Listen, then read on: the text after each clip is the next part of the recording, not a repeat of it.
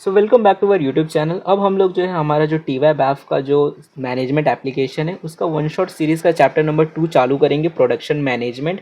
अगर आपने पिछला लेक्चर मार्केटिंग मैनेजमेंट का वन शॉट सीरीज़ नहीं देखा है तो जाकर पहले उसे देख लो, फिर इसे देखोगे तो चीज़ें आपको ज़्यादा अच्छे से समझ आएगी।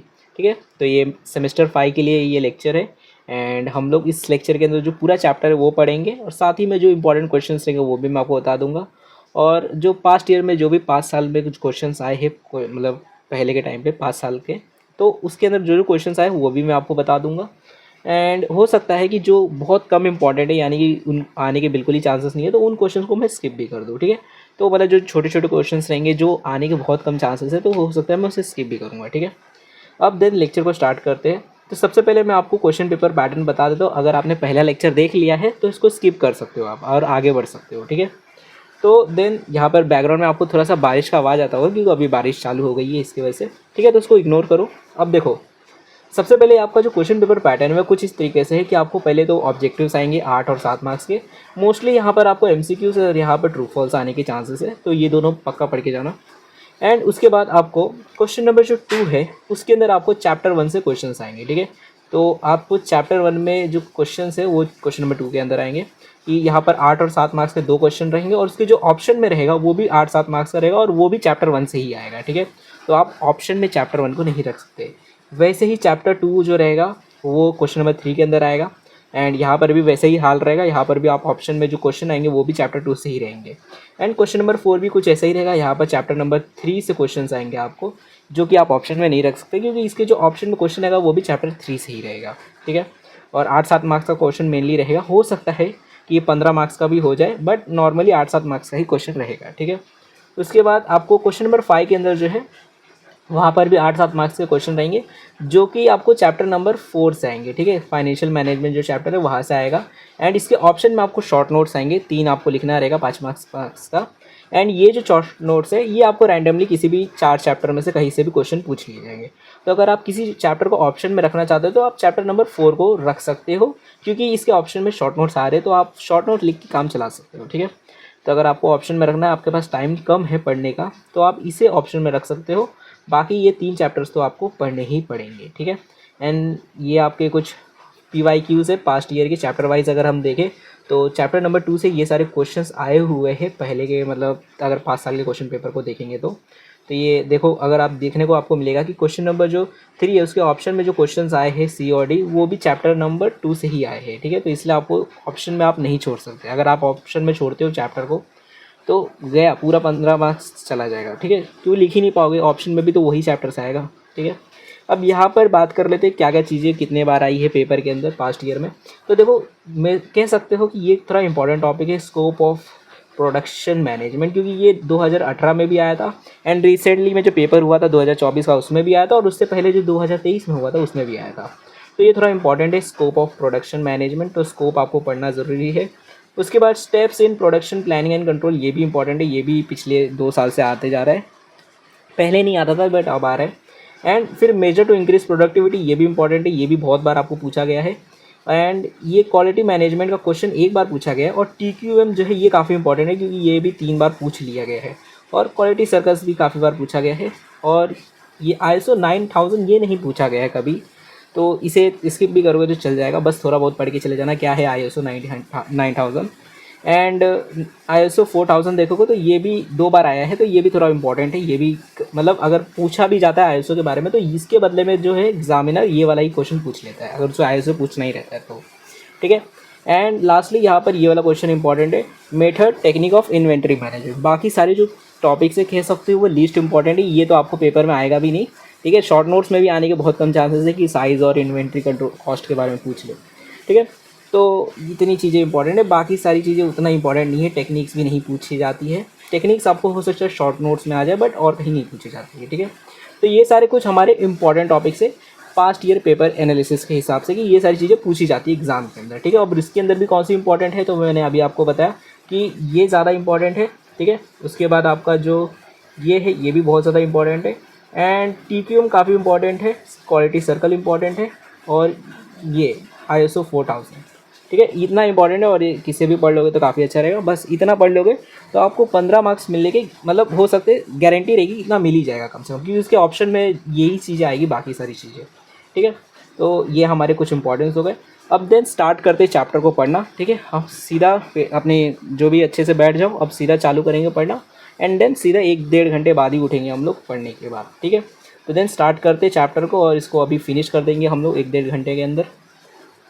तो सबसे पहले यहाँ पर बताया गया है कि meaning and definition of production management की। पहली बात, प्रोडक्शन मैनेजमेंट होता क्या है। ठीक है, प्रोडक्शन का मतलब क्या होता है पहले ये समझ लो।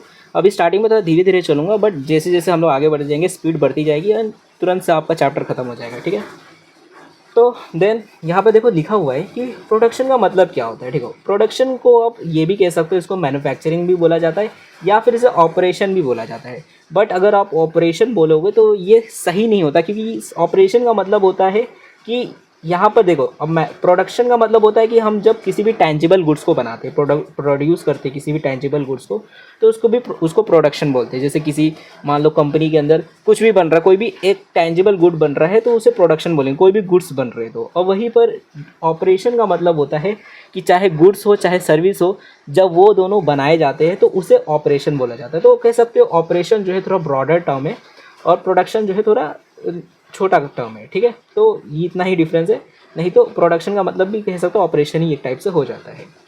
अब इतना समझ आ गया प्रोडक्शन मतलब क्या होता है। अब देखो यहाँ पर मीनिंग, इसकी डेफिनेशन दी गई है कि प्रोडक्शन क्या है। ये इसको हम एक कह सकते हैं एक सीक्वेंस ऑफ ऑपरेशन है, जहाँ पर हम लोग इनपुट को जो है ट्रांसफॉर्म करते हैं इनटू डिजायरेड फॉर्म, यानी कि आउटपुट में हम लोग ट्रांसफॉर्म करते थे, जैसा भी हमें आउटपुट चाहिए वैसा उसे बना देते हैं। अब इसके अंदर होता क्या है कि इट इज़ अ प्रोसेस जिसके अंदर हम लोग रॉ मटेरियल डालते हैं और उसे कन्वर्ट कर देते हैं सेमी फिनिश गुड, या फिर जो सेमी फिनिश गुड है उसको हम बना देते हैं फिनिश आइटम में, यानी फिनिश गुड बना देते हैं। तो इसी को हम लोग अपना प्रोडक्शन प्रोसेस या फिर प्रोडक्शन बोल देते हैं। ठीक है, अब इसके अंदर देखोगे तो ट्रांसफॉर्मेशन जो है इनपुट का आउटपुट से, तो ये मतलब कह सकते हो इसको ट्रांसफॉर्मेशन करने का जो है कुछ 3 तरीके यहाँ पर बताए गए हैं कि 3 वे से जो है ट्रांसफॉर्मेशन हो सकता है, किसी भी इनपुट को हम आउटपुट में ट्रांसफॉर्म कर सकते हैं 3 तरीके से। ठीक है, यहाँ पर 3 वेज बताए गए हैं ट्रांसफॉर्मेशन के। तो यहाँ पर पहला बताया गया है ट्रांसफॉर्मेशन बाय डिसइंटीग्रेशन। ठीक है, देखो डिसइंटीग्रेशन का मतलब होता है फैला देना। ठीक है, जैसे इंटीग्रेशन का मतलब क्या होता है कि मिला देना, ऐसे एक साथ इकट्ठा हो जाते तो इसको इंटीग्रेशन बोलेंगे। और डिसइंटीग्रेशन इसका उल्टा कि एक पॉइंट से था बट इसे फैला दिया गया। ठीक है, तो ट्रांसफॉर्मेशन बाय इंटीग्रेशन का भी मतलब यही है कि जैसे हमने एक रॉ मटेरियल डाला, एक इनपुट डाला, जैसे हम मान लो हमने आयरन डाला और उससे हमने बहुत सारी चीज़ें बनाई, जैसे हमने नेल बनाया। ठीक है, तो अपना खिल्ला रहता है ना, खिल्ला, तो वो बनाया हमने, इससे हैमर बनाया। ठीक है, एंड इसी से हमने और भी जैसे रॉड बनाए स्टील के, मतलब आयरन के रॉड बनाए, तो और भी चीज़ें हमने बनाई। तो यहाँ पर देखोगे तो हमने एक ही इनपुट डाला बट ट्रांसफॉर्मेशन इसका जो है अलग अलग आउटपुट में हो गया, तो इसे ट्रांसफॉर्मेशन बाय डिसइंटीग्रेशन बोला जाता है। ठीक है, वही चीज़ें देखो यहाँ पर लिखी भी गई है कि there is essentially one ingredient एक ही होता है, बट जो हम लोग प्रोड्यूस करते हैं वैसे सेवरल आउटपुट बना देते हैं, मतलब कि एक इनपुट डालकर हम लोग सेवरल आउटपुट जो है क्रिएट करते हैं। और वहीं पे दूसरा जो हमारा वे होता है ट्रांसफॉर्मेशन का, वो होता है बाय इंटीग्रेशन और बाय असेंबली। ये मतलब इसके अंदर उल्टा होता है कि हम लोग ढेर सारे इंग्रेडिएंट्स को या फिर इनपुट को डालते हैं और एक आउटपुट बनकर तैयार होता है। ठीक है, तो ये हमारा इंटीग्रेशन वाला हो जाए, ट्रांसफॉर्मेशन बाय इंटीग्रेशन। इसके अंदर कह सकते हो असेंबली भी होती है कि हम अलग अलग इंग्रेडिएंट्स डालते हैं और वो मिलकर एक जो है हमारा आउटपुट क्रिएट होता है। जैसे यहाँ पर एग्जांपल दिया गया है टेलीविजन सेट का, कि टेलीविजन को बनाने के लिए ढेर सारे इनपुट डाले जाते हैं और तब जाकर एक टेलीविजन, एक टीवी बनता है। ठीक है, तो ये मतलब हमारा ट्रांसफॉर्मेशन बाय इंटीग्रेशन। और उसके बाद तीसरा होता है ट्रांसफॉर्मेशन बाय सर्विस। ठीक है, अब इसके अंदर होता क्या है कि मतलब हमारा जो ट्रांसफॉर्मेशन है, हमारा जो इनपुट है वो आउटपुट में कन्वर्ट तो होता है बट डायरेक्टली इसकी मदद से नहीं होता। इसके अंदर जो प्रोसेस है, जैसे कि अब मान लो कोई मशीन है जो कि इन रॉ मटेरियल डालोगे तो उससे आपका फिनिश गुड बन के तैयार होगा, तो उस मटेरियल को चलने के लिए उसको सर्विस देता है ये ट्रांसफॉर्मेशन बाय सर्विस। मतलब क्या कि जैसा मशीन को चलने के लिए हमने तेल डाला, उसमें ग्रीस डाला, उसकी मेंटेनेंस की, जिससे वजह से उसकी परफॉर्मेंस अच्छी हो गई, एफिशिएंसी अच्छी हो गई और आउटपुट ज़्यादा आएगा। ठीक है, तो कह सकते हो ये आउटपुट को जो है फैसिलिटेट करता है, उसको थोड़ा बहुत उसकी एफिशिएंसी बढ़ाता है, ट्रांसफॉर्मेशन बाय सर्विस। तो यही 3 वेज होते हैं जिसकी मदद से आप रॉ मटेरियल को जो है आउटपुट में कन्वर्ट करते हो, इनपुट को आउटपुट में कन्वर्ट करते हो। अब यहाँ पर आप अलग अलग तरीके से भी इस्तेमाल कर सकते हो इन ट्रांसफॉर्मेशन को और कंबाइन करके भी मतलब कॉम्बिनेशन को कंबाइन करके भी आप इनपुट को आउटपुट में बदल सकते हो, ठीक है। तो ये हमारा वेज हो गए ट्रांसफॉर्मेशन के, ठीक है। अब यहाँ पर बताया गया है कि देखो कि जो प्रोडक्शन रुको, हाँ, तो यहाँ पर अब देखो डेफिनेशन बताई गई है कि अब प्रोडक्शन की डेफिनेशन क्या है। तो यहाँ पर मैं एक ही डेफिनेशन पढ़ूंगा।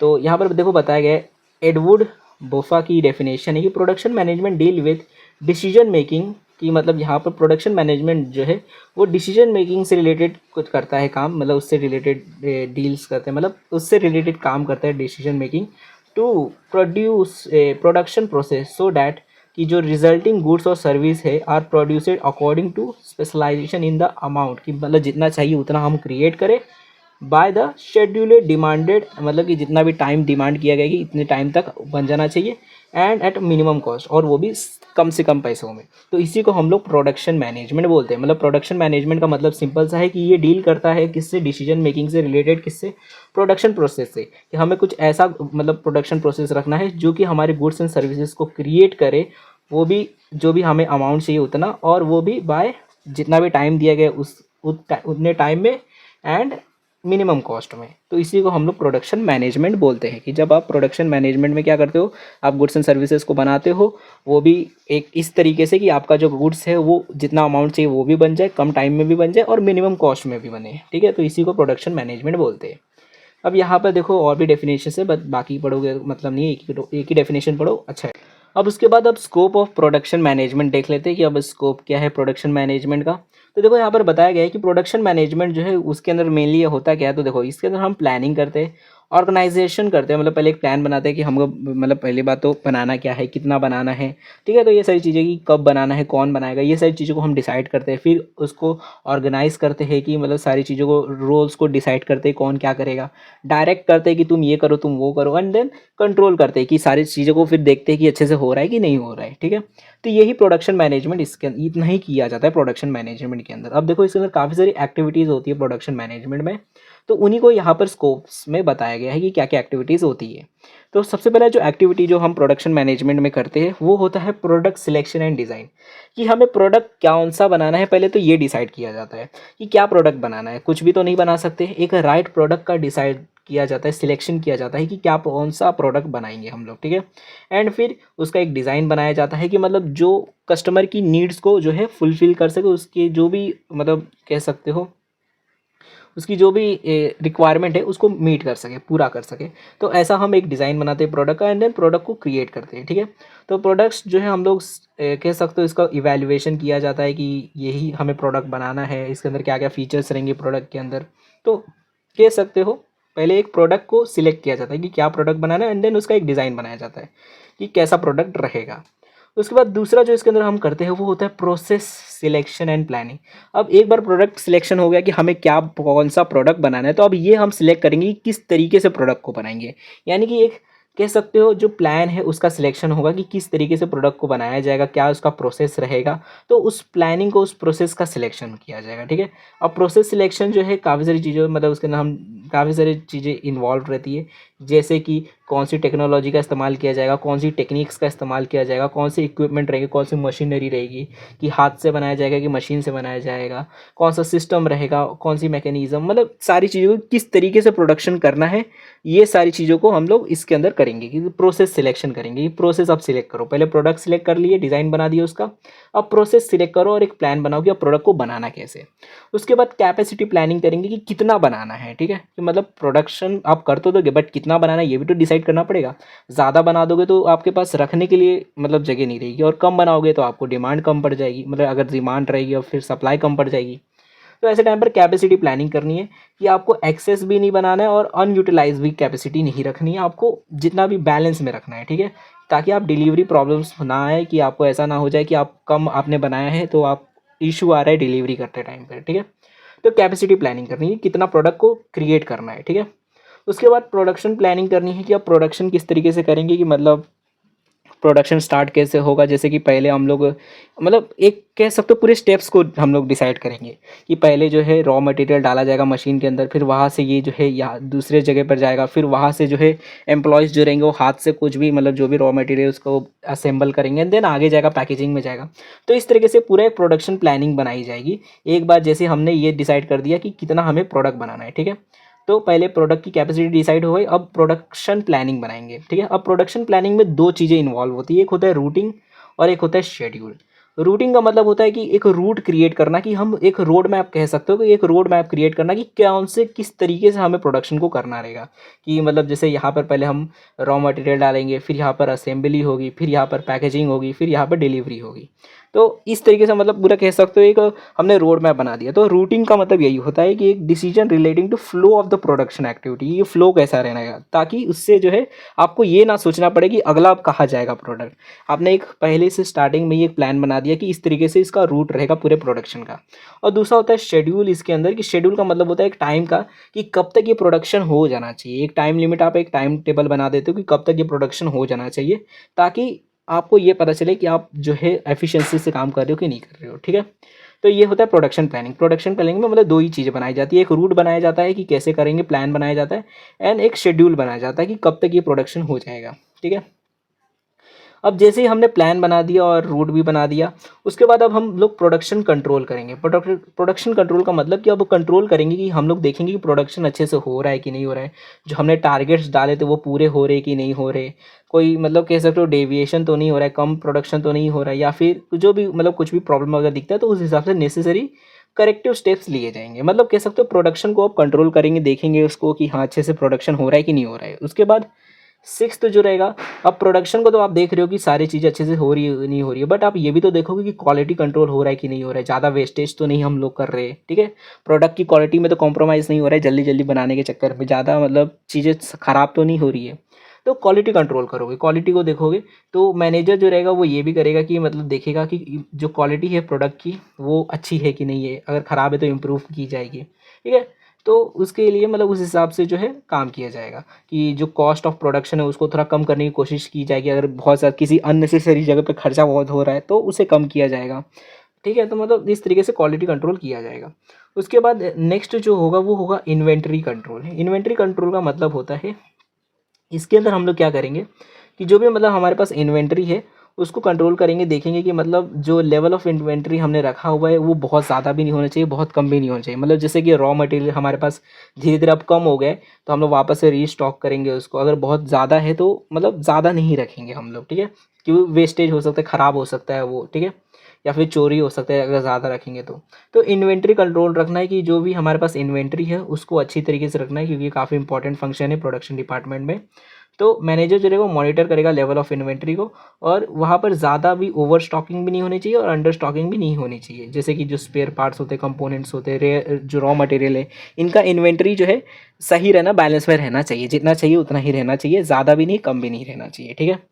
उसके बाद जो नेक्स्ट हमारा जो कह सकते हो एक्टिविटी रहेगा वो रहेगा इन वर्क स्टडी। कि मतलब अब उसके बाद जैसे ही ये सारी चीज़ें होने लग जाती है कि हमने क्वालिटी कंट्रोल भी कर ली, प्रोडक्शन कंट्रोल भी कर दिया, इन्वेंट्री कंट्रोल भी कर दिया, उसके बाद अब हम लोग प्रोडक्शन मैनेजमेंट का जो भी मतलब कंसर्न है उससे रिलेटेड वर्क स्टडी करेंगे। मतलब देखेंगे कि मतलब कौन से मेथड हम लोग इस्तेमाल कर सकते हैं कंपनी के मतलब प्रोडक्शन के अंदर, ठीक है।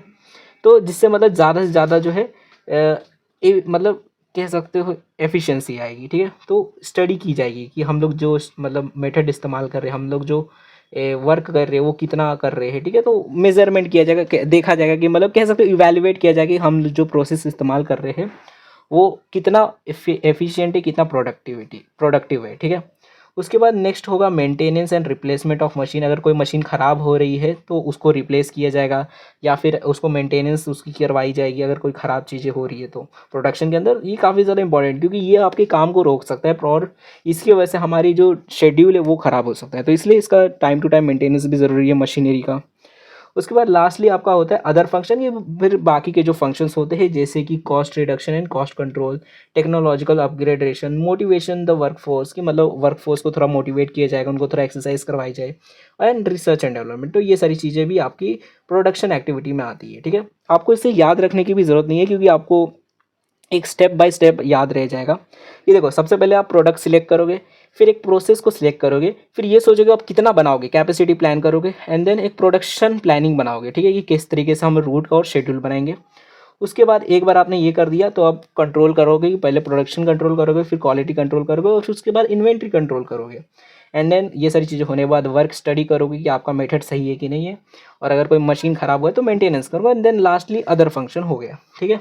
तो यही हमारा scope of function production management है, ठीक है। तो यहाँ पर ये टॉपिक हो जाता है। अब नेक्स्ट जो टॉपिक है हमारा, वो है हमारा प्रोडक्शन प्लानिंग एंड कंट्रोल, कि अब प्रोडक्शन प्लानिंग और जो कंट्रोल होता है उसके बारे में हम लोग बात करेंगे, ठीक है। ये पेपर में आपको आ सकता है, थोड़े बहुत चांसेस है, मतलब ज़्यादा भी इंपॉर्टेंट नहीं है बट आ सकता है, ठीक है। तो देखते हैं अब क्या क्या चीज़ें हैं। तो देखो एक यहाँ पर दो टॉपिक्स के बारे में बात किया गया है, एक होता है प्रोडक्शन प्लानिंग और एक होता है प्रोडक्शन कंट्रोल, ठीक है। अभी जैसे मैंने बताया कि प्रोडक्शन प्लानिंग जो होता है उसके अंदर दो चीज़ें होती है, रूटिंग और शेड्यूल। तो वही चीज़ें यहाँ पर भी बताई गई है कि रूटिंग और शेड्यूल बताया गया है। और प्रोडक्शन प्लानिंग जो रहता है उसके अंदर मेनली यही होता है कि हमें क्या प्रोड्यूस करना है, कितना प्रोड्यूस करना है, कब तक प्रोड्यूस करना है, उसका शेड्यूल, और कौन प्रोड्यूस करेगा। तो ये सारी चीज़ें ही प्रोडक्शन प्लानिंग के अंदर आती है। और वहीं पे प्रोडक्शन कंट्रोल के अंदर क्या होता है, तो इसके अंदर देखोगे तो हम लोग बस एक्चुअल मॉनिटरिंग करते हैं, जैसे वर्क स्टडी करते हैं ना, तो वो सारी चीज़ इसके अंदर आती है कि हम मॉनिटर करते हैं कि जो मतलब प्रोडक्शन कंट्रोल करते हैं हम लोग, फिर मतलब कंट्रोल करते हैं कि देखते हैं कि जो क्वालिटी कंट्रोल अच्छे से हो रहा है कि नहीं हो रहा है, प्रोडक्शन कंट्रोल हो रहा है कि नहीं हो रहा है। तो इसके अंदर कंट्रोल किया जाता है कि जो भी हमने पहले प्लान कर लिया तो वो काम अच्छे से हो रहा है कि नहीं हो रहा है, उसको हम प्लान अपने प्रोडक्शन कंट्रोल में देखते हैं, ठीक है। तो इसके अंदर देखोगे तो इसके अंदर दो स्टेप्स होते हैं। इसके अंदर एक होता है डिस्पैचिंग और एक होता है फॉलो अप, ठीक है। तो मेनली यहाँ पर कह सकते हो 4 स्टेप होते हैं पूरे प्रोडक्शन प्लानिंग और कंट्रोल के अंदर। अब आपके बुक के अंदर जो है 6 स्टेप्स दिए गए हैं, यानी 2 स्टेप एक्स्ट्रा दिए गए हैं। तो वो क्या है वो भी मैं आपको बता दूंगा, ठीक है। तो स्टार्ट करते हैं। अब देखो यहाँ पर स्टेप बताए गए हैं, step in production planning and control, कि देखो यहाँ पर 4 स्टेप्स है प्रोडक्शन प्लानिंग और कंट्रोल को मिलाकर। पहले हम लोग क्या करेंगे, रूटिंग करेंगे, यानी कि एक रूट बनाएंगे कि किस तरीके से, मतलब एक रोड मैप बनाएंगे पूरा कि किस तरीके से हमें प्रोडक्शन को करना है, ठीक है। यहाँ पर बताया भी गया है कि प्रोडक्शन प्लानिंग एंड कंट्रोल जो होता है वो स्टार्ट होता है रूटिंग से। पहले हम रूट बनाते हैं, क्रिएट करते हैं, ठीक है। तो पहले एक रूट बनाया जाएगा, उसके बाद एक शेड्यूल बनाया जाएगा, देन डिस्पैच किया जाएगा। डिस्पैच का मतलब होता है, कह सकते हो एक टाइप से डायरेक्टिंग, ठीक है, कि हम लोग अब डायरेक्ट करेंगे कौन क्या काम करेगा, डिस्पैच कर देंगे सबको अपने अपने पोस्ट पे, ठीक है। और उसके बाद फॉलो अप करेंगे, देखेंगे कि मतलब कंट्रोल करेंगे कि सारी चीज़ें हो रही है कि नहीं हो रही है, काम अच्छे से हो रहा है कि नहीं हो रहा है, ठीक है। तो यही पूरा हमारा स्टेप है। अब इसी को यहाँ पर एक्सप्लेन किया गया है कि रूट, जैसे रूटिंग के अंदर आप लोग क्या करोगे, तो पहले हम लोग जो है एक मतलब कह सकते हो प्रोसेस डिसाइड करेंगे कि किस तरीके से हमें जो है कौन सा पाथ ऑफ वर्क हमें लेना है, मतलब एक रूट को पहले डिसाइड किया जाएगा किस तरीके से हम लोग अपना प्रोडक्शन स्टार्ट करेंगे। रूटिंग का मेन ऑब्जेक्टिव वही रहता है कि बेस्ट और चीपेस्ट जो है सीक्वेंस ऑफ ऑपरेशन को हम लोग फाइंड कर सके मैन्युफैक्चरिंग प्रोसेस के लिए, ठीक है। तो ये फ्लो ऑफ वर्क को स्मूथ कर देता है, एक रूट हमें पता चल जाता है कि हमें कैसे प्रोडक्शन को करना है, ठीक है। एंड इसके प्रोसीजर बताए गए हैं कि पहले हम लोग डिटरमाइन करते हैं कि व्हाट टू मेक, फिर व्हाट टू परचेस, की क्या बनाना है, कौन सा चीज़ परचेस करना है, पहले ये देख लेते हैं। एंड देन क्वालिटी और जो भी क्वांटिटी है उसको डिसाइड किया जाता है, कितना बनाना है, क्या बनाना है, कैसे क्वालिटी का बनाना है। एंड फिर लॉट साइज डिसाइड किया जाता है कि कितना प्रोडक्शन लास्ट में करना है, ठीक है। तो ये सारी चीज़ों को करके हम एक रूट बना देते हैं, एक प्लान बना देते हैं। उसके बाद नेक्स्ट होता है, यहाँ पर रुको एक प्रॉब्लम आ गई है, यहाँ पर सेकेंड पॉइंट नहीं है, रुक जाओ, कोई नहीं, नहीं है सेकंड पॉइंट। यहाँ पर मैं आपको डायरेक्टली खुद ही से बता देता हूँ, 2 पॉइंट यहाँ पर मिस हो गए हैं, सेकंड और थर्ड पॉइंट। तो देखो उसके बाद देखो यहाँ पर मैं आपको लिख के बता देता हूँ। रूटिंग के बाद एक और पॉइंट होता है जो कि होता है लोडिंग, ठीक है। लोडिंग मतलब वो वाला लोडिंग नहीं जो हम लोग ट्रक्स के अंदर लोडिंग करते हैं। यहाँ पर लोडिंग का मतलब है कि आप ये डिसाइड करते हो, ये कैलकुलेट करते हो कि आपका जो भी मतलब प्रोडक्शन है, जो भी आप प्रोडक्शन प्रोसेस करने वाले हो, जितनी भी यूनिट्स को प्रोड्यूस करने वाले हो, उसमें टोटल टाइम कितने लगने वाला है, उसको जब हम कैलकुलेट करते हैं तो उसे लोडिंग बोला जाता है, ठीक है। तो उसको कैलकुलेट करने का वही तरीका होता है कि मतलब कि टोटल कितनी यूनिट्स बनाने, मल्टीप्लाई उसे हम करते हैं टोटल जो भी एक यूनिट को बनाने का टाइम लगता है। तो लोडिंग का मतलब यही है कि हम कैलकुलेशन ऑफ टाइम ऑफ, कि मतलब कितना टाइम लगेगा यूनिट्स को प्रोड्यूस करने में, टोटल जो भी यूनिट प्रोड्यूस करना है उसको, ठीक है। उसके बाद जो नेक्स्ट जो थर्ड हमारा जो पॉइंट आता है वो आएगा हमारा शेड्यूल, कि मतलब शेड्यूल मतलब कि अब जैसे हमें पता चल गया कि टोटल यूनिट को प्रोड्यूस करने में कितना टाइम लग रहा है, तो उस हिसाब से हम टाइम टेबल बनाएंगे कि कब तक हमारा जो प्रोडक्ट है मिनिमम बन जाना चाहिए और कब तक मैक्सिमम टाइम लगना चाहिए। ठीक है, कि फर्स्ट हमारा कब से प्रोडक्शन चालू होना चाहिए, कब फिर ख़त्म हो जाना चाहिए प्रोडक्शन। तो पूरा एक टाइम टेबल, एक शेड्यूलिंग बना दी जाती है, शेड्यूल बना दिया जाता है इसके अंदर। एंड उसके बाद जो फोर्थ हमारा पॉइंट होता है वो होता है डिस्पैचिंग। डिस्पैचिंग का मतलब यही होता है कि हम लोग क्या करते हैं कि जो भी मतलब डायरेक्टिंग एक टाइप से बोल सकते हो, कि हम लोग जिसका भी जो रोल्स है उसको वो दे देते हैं, कि बोल देते हैं, असाइन कर देते हैं कि जाओ तुम्हारा ये काम है, तुम ये काम करो, वो काम करो। ठीक है, तो इसमें असाइनिंग ऑफ वर्क होता है, जिसमें हम ऑर्डर्स देते हैं, इंस्ट्रक्शन देते हैं, कि मतलब जो भी मतलब मशीन ऑपरेटर्स है तो उनको बोलते जाओ मशीन चलाओ, और जो भी मतलब जिसका काम है उसको वो काम दे देते हैं डिस्पैच के अंदर। ठीक है, इसका ऑब्जेक्टिव यही रहता है कि dispatching order and instruction to ensure that the machine operators understand what is expected of them, कि उनको उनको पता चले कि हमें क्या करना है, उसे पता चल जाए। ठीक है, तो ये ही डिस्पैचिंग का काम होता है। ठीक है, कि that they do the right thing at the right time and complete the process production on time, कि ताकि उन्हें पता रहे कि कब तक करना है, क्या करना है उन्हें, और मतलब क्या बनाना है उन्हें, ये उन्हें पता चले इसकी वजह से, डिस्पैचिंग की मदद से। ठीक है, इसका प्रोसीजर यहाँ पर बताया गया है कि पहले हम अरेंजमेंट करते हैं मशीन्स का और टूल्स का, उसके बाद प्रोक्यूरमेंट करते, रॉ मटेरियल उन्हें दे देते कि ये सारे रॉ मटेरियल ये लो पकड़ो, और उसके बाद उसे जो भी असाइन वर्क कर देते कि यहाँ पर जाकर आपको ये काम करना है, एंड देन इशू ऑर्डर करते हैं कि आपको क्या क्या करना है, कब तक कर देना है।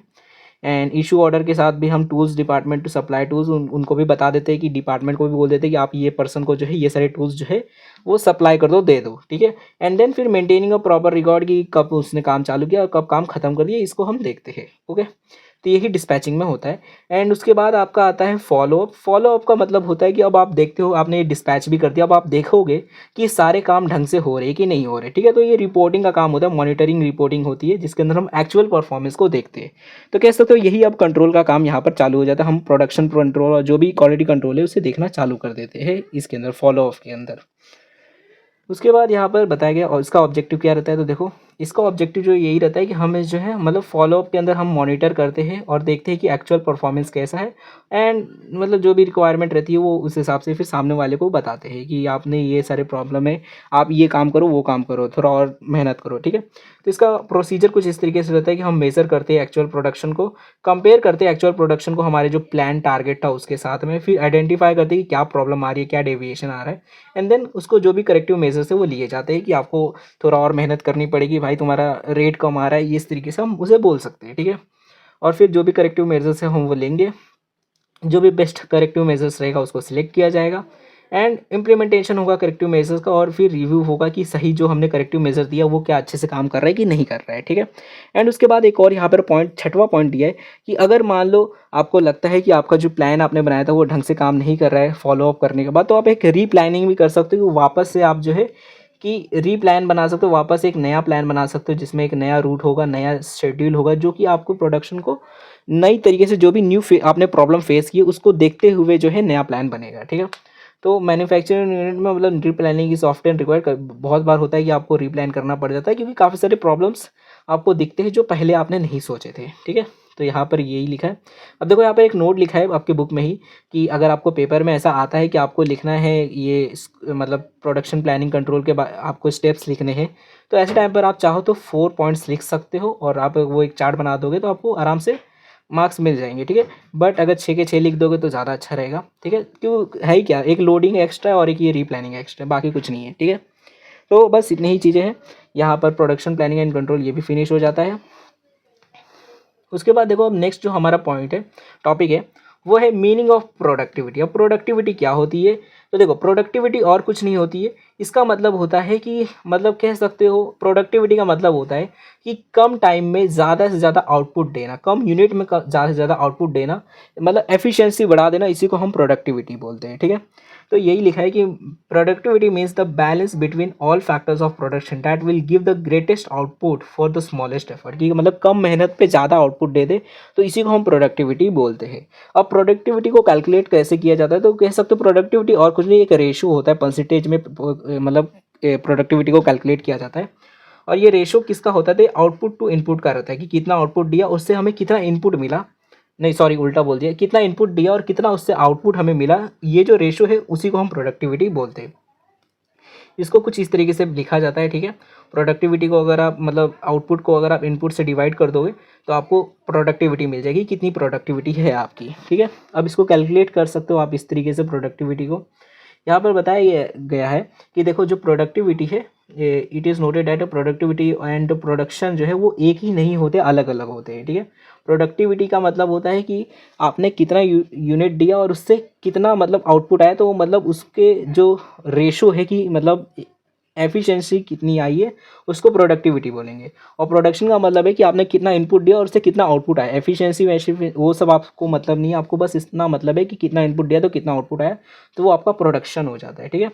तो वही चीज़ है। तो यहाँ पर बताया भी गया है कि देखो हमारा जो प्रोडक्टिविटी है ये एक रिलेटिव कंसेप्ट है, ठीक है। इसको हम लोग एज अ रेशो और परसेंटेज दिखाते हैं, और जो प्रोडक्शन है उसको वो एक क्वांटम और कह सकते हो क्वांटम ऑफ आउटपुट है, जो दिखाता है कि हम कितना प्रोडक्ट इनपुट डालेंगे तो कितना प्रोडक्शन होएगा। तो वो एक क्वांटम कंसेप्ट है और ये एक रिलेटिव कंसेप्ट है प्रोडक्टिविटी, ठीक है।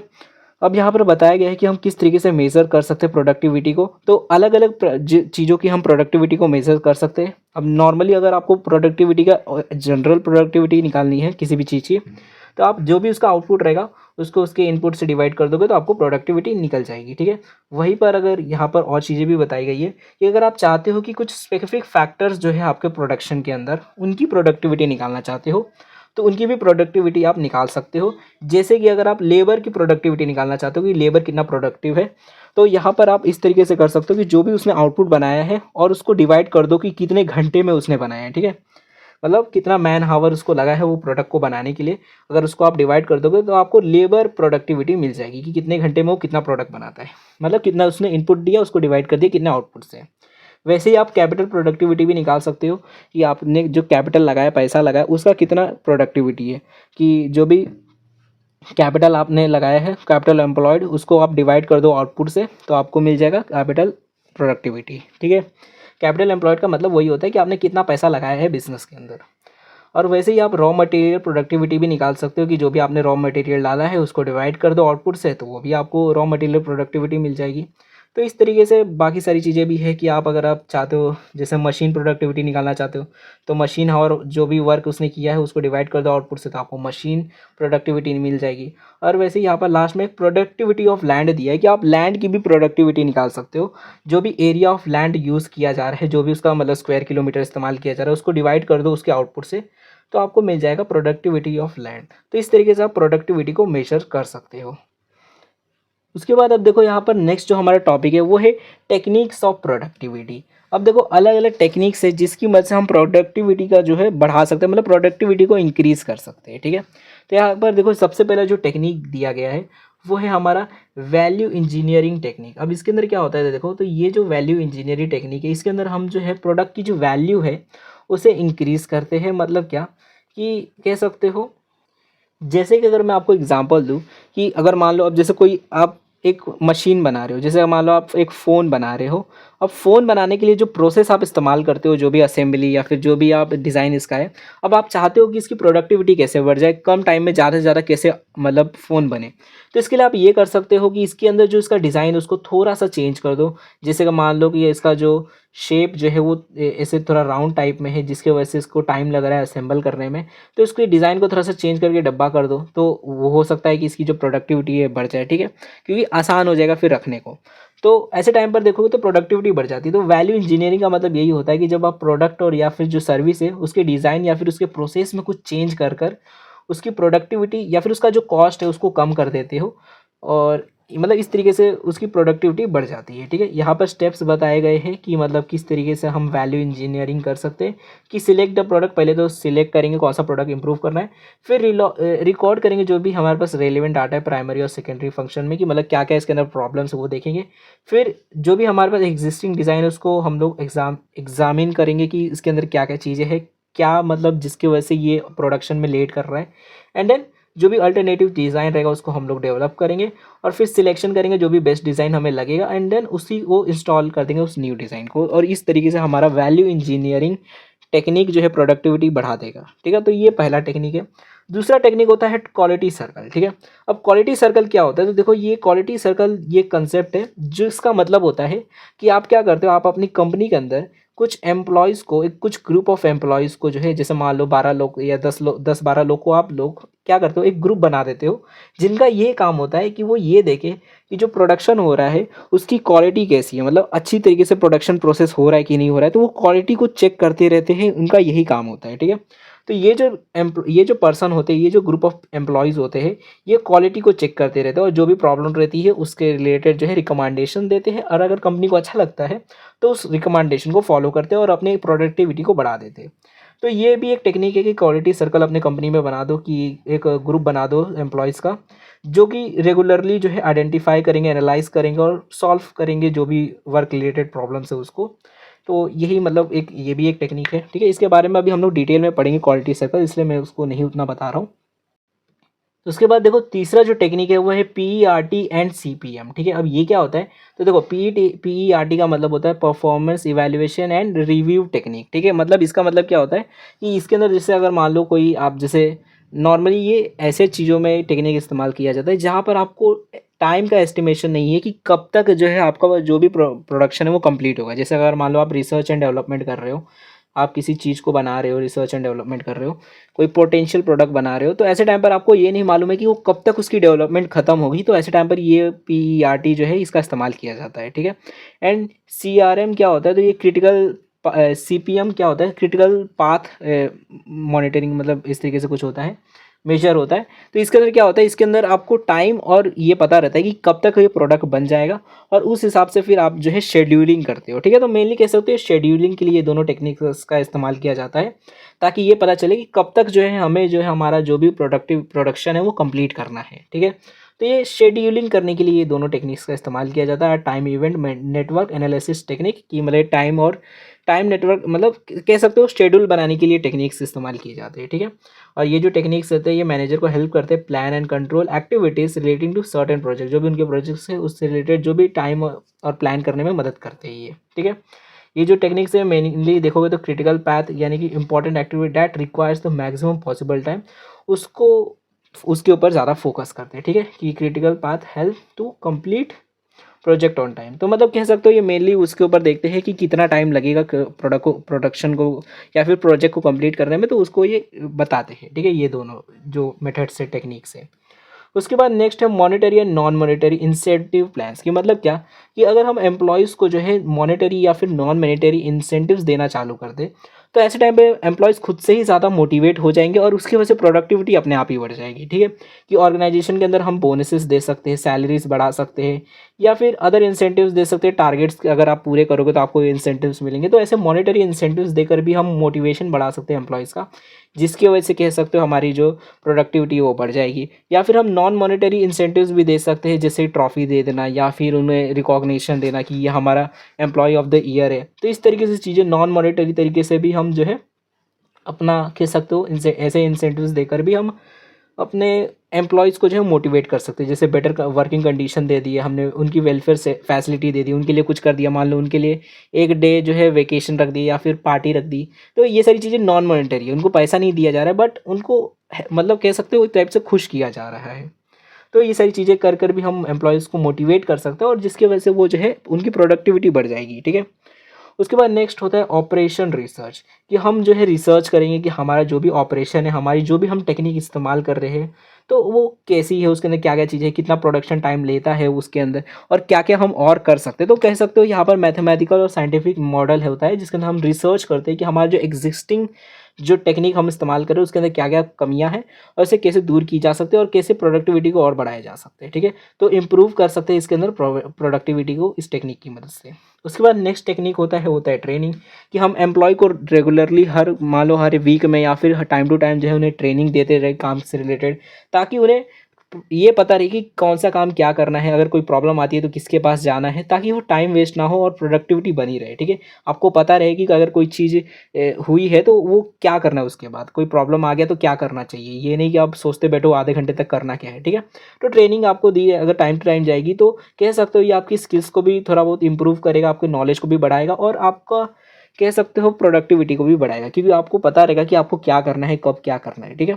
तो ट्रेनिंग काफ़ी इंपॉर्टेंट है प्रोडक्टिविटी को बढ़ाने के लिए।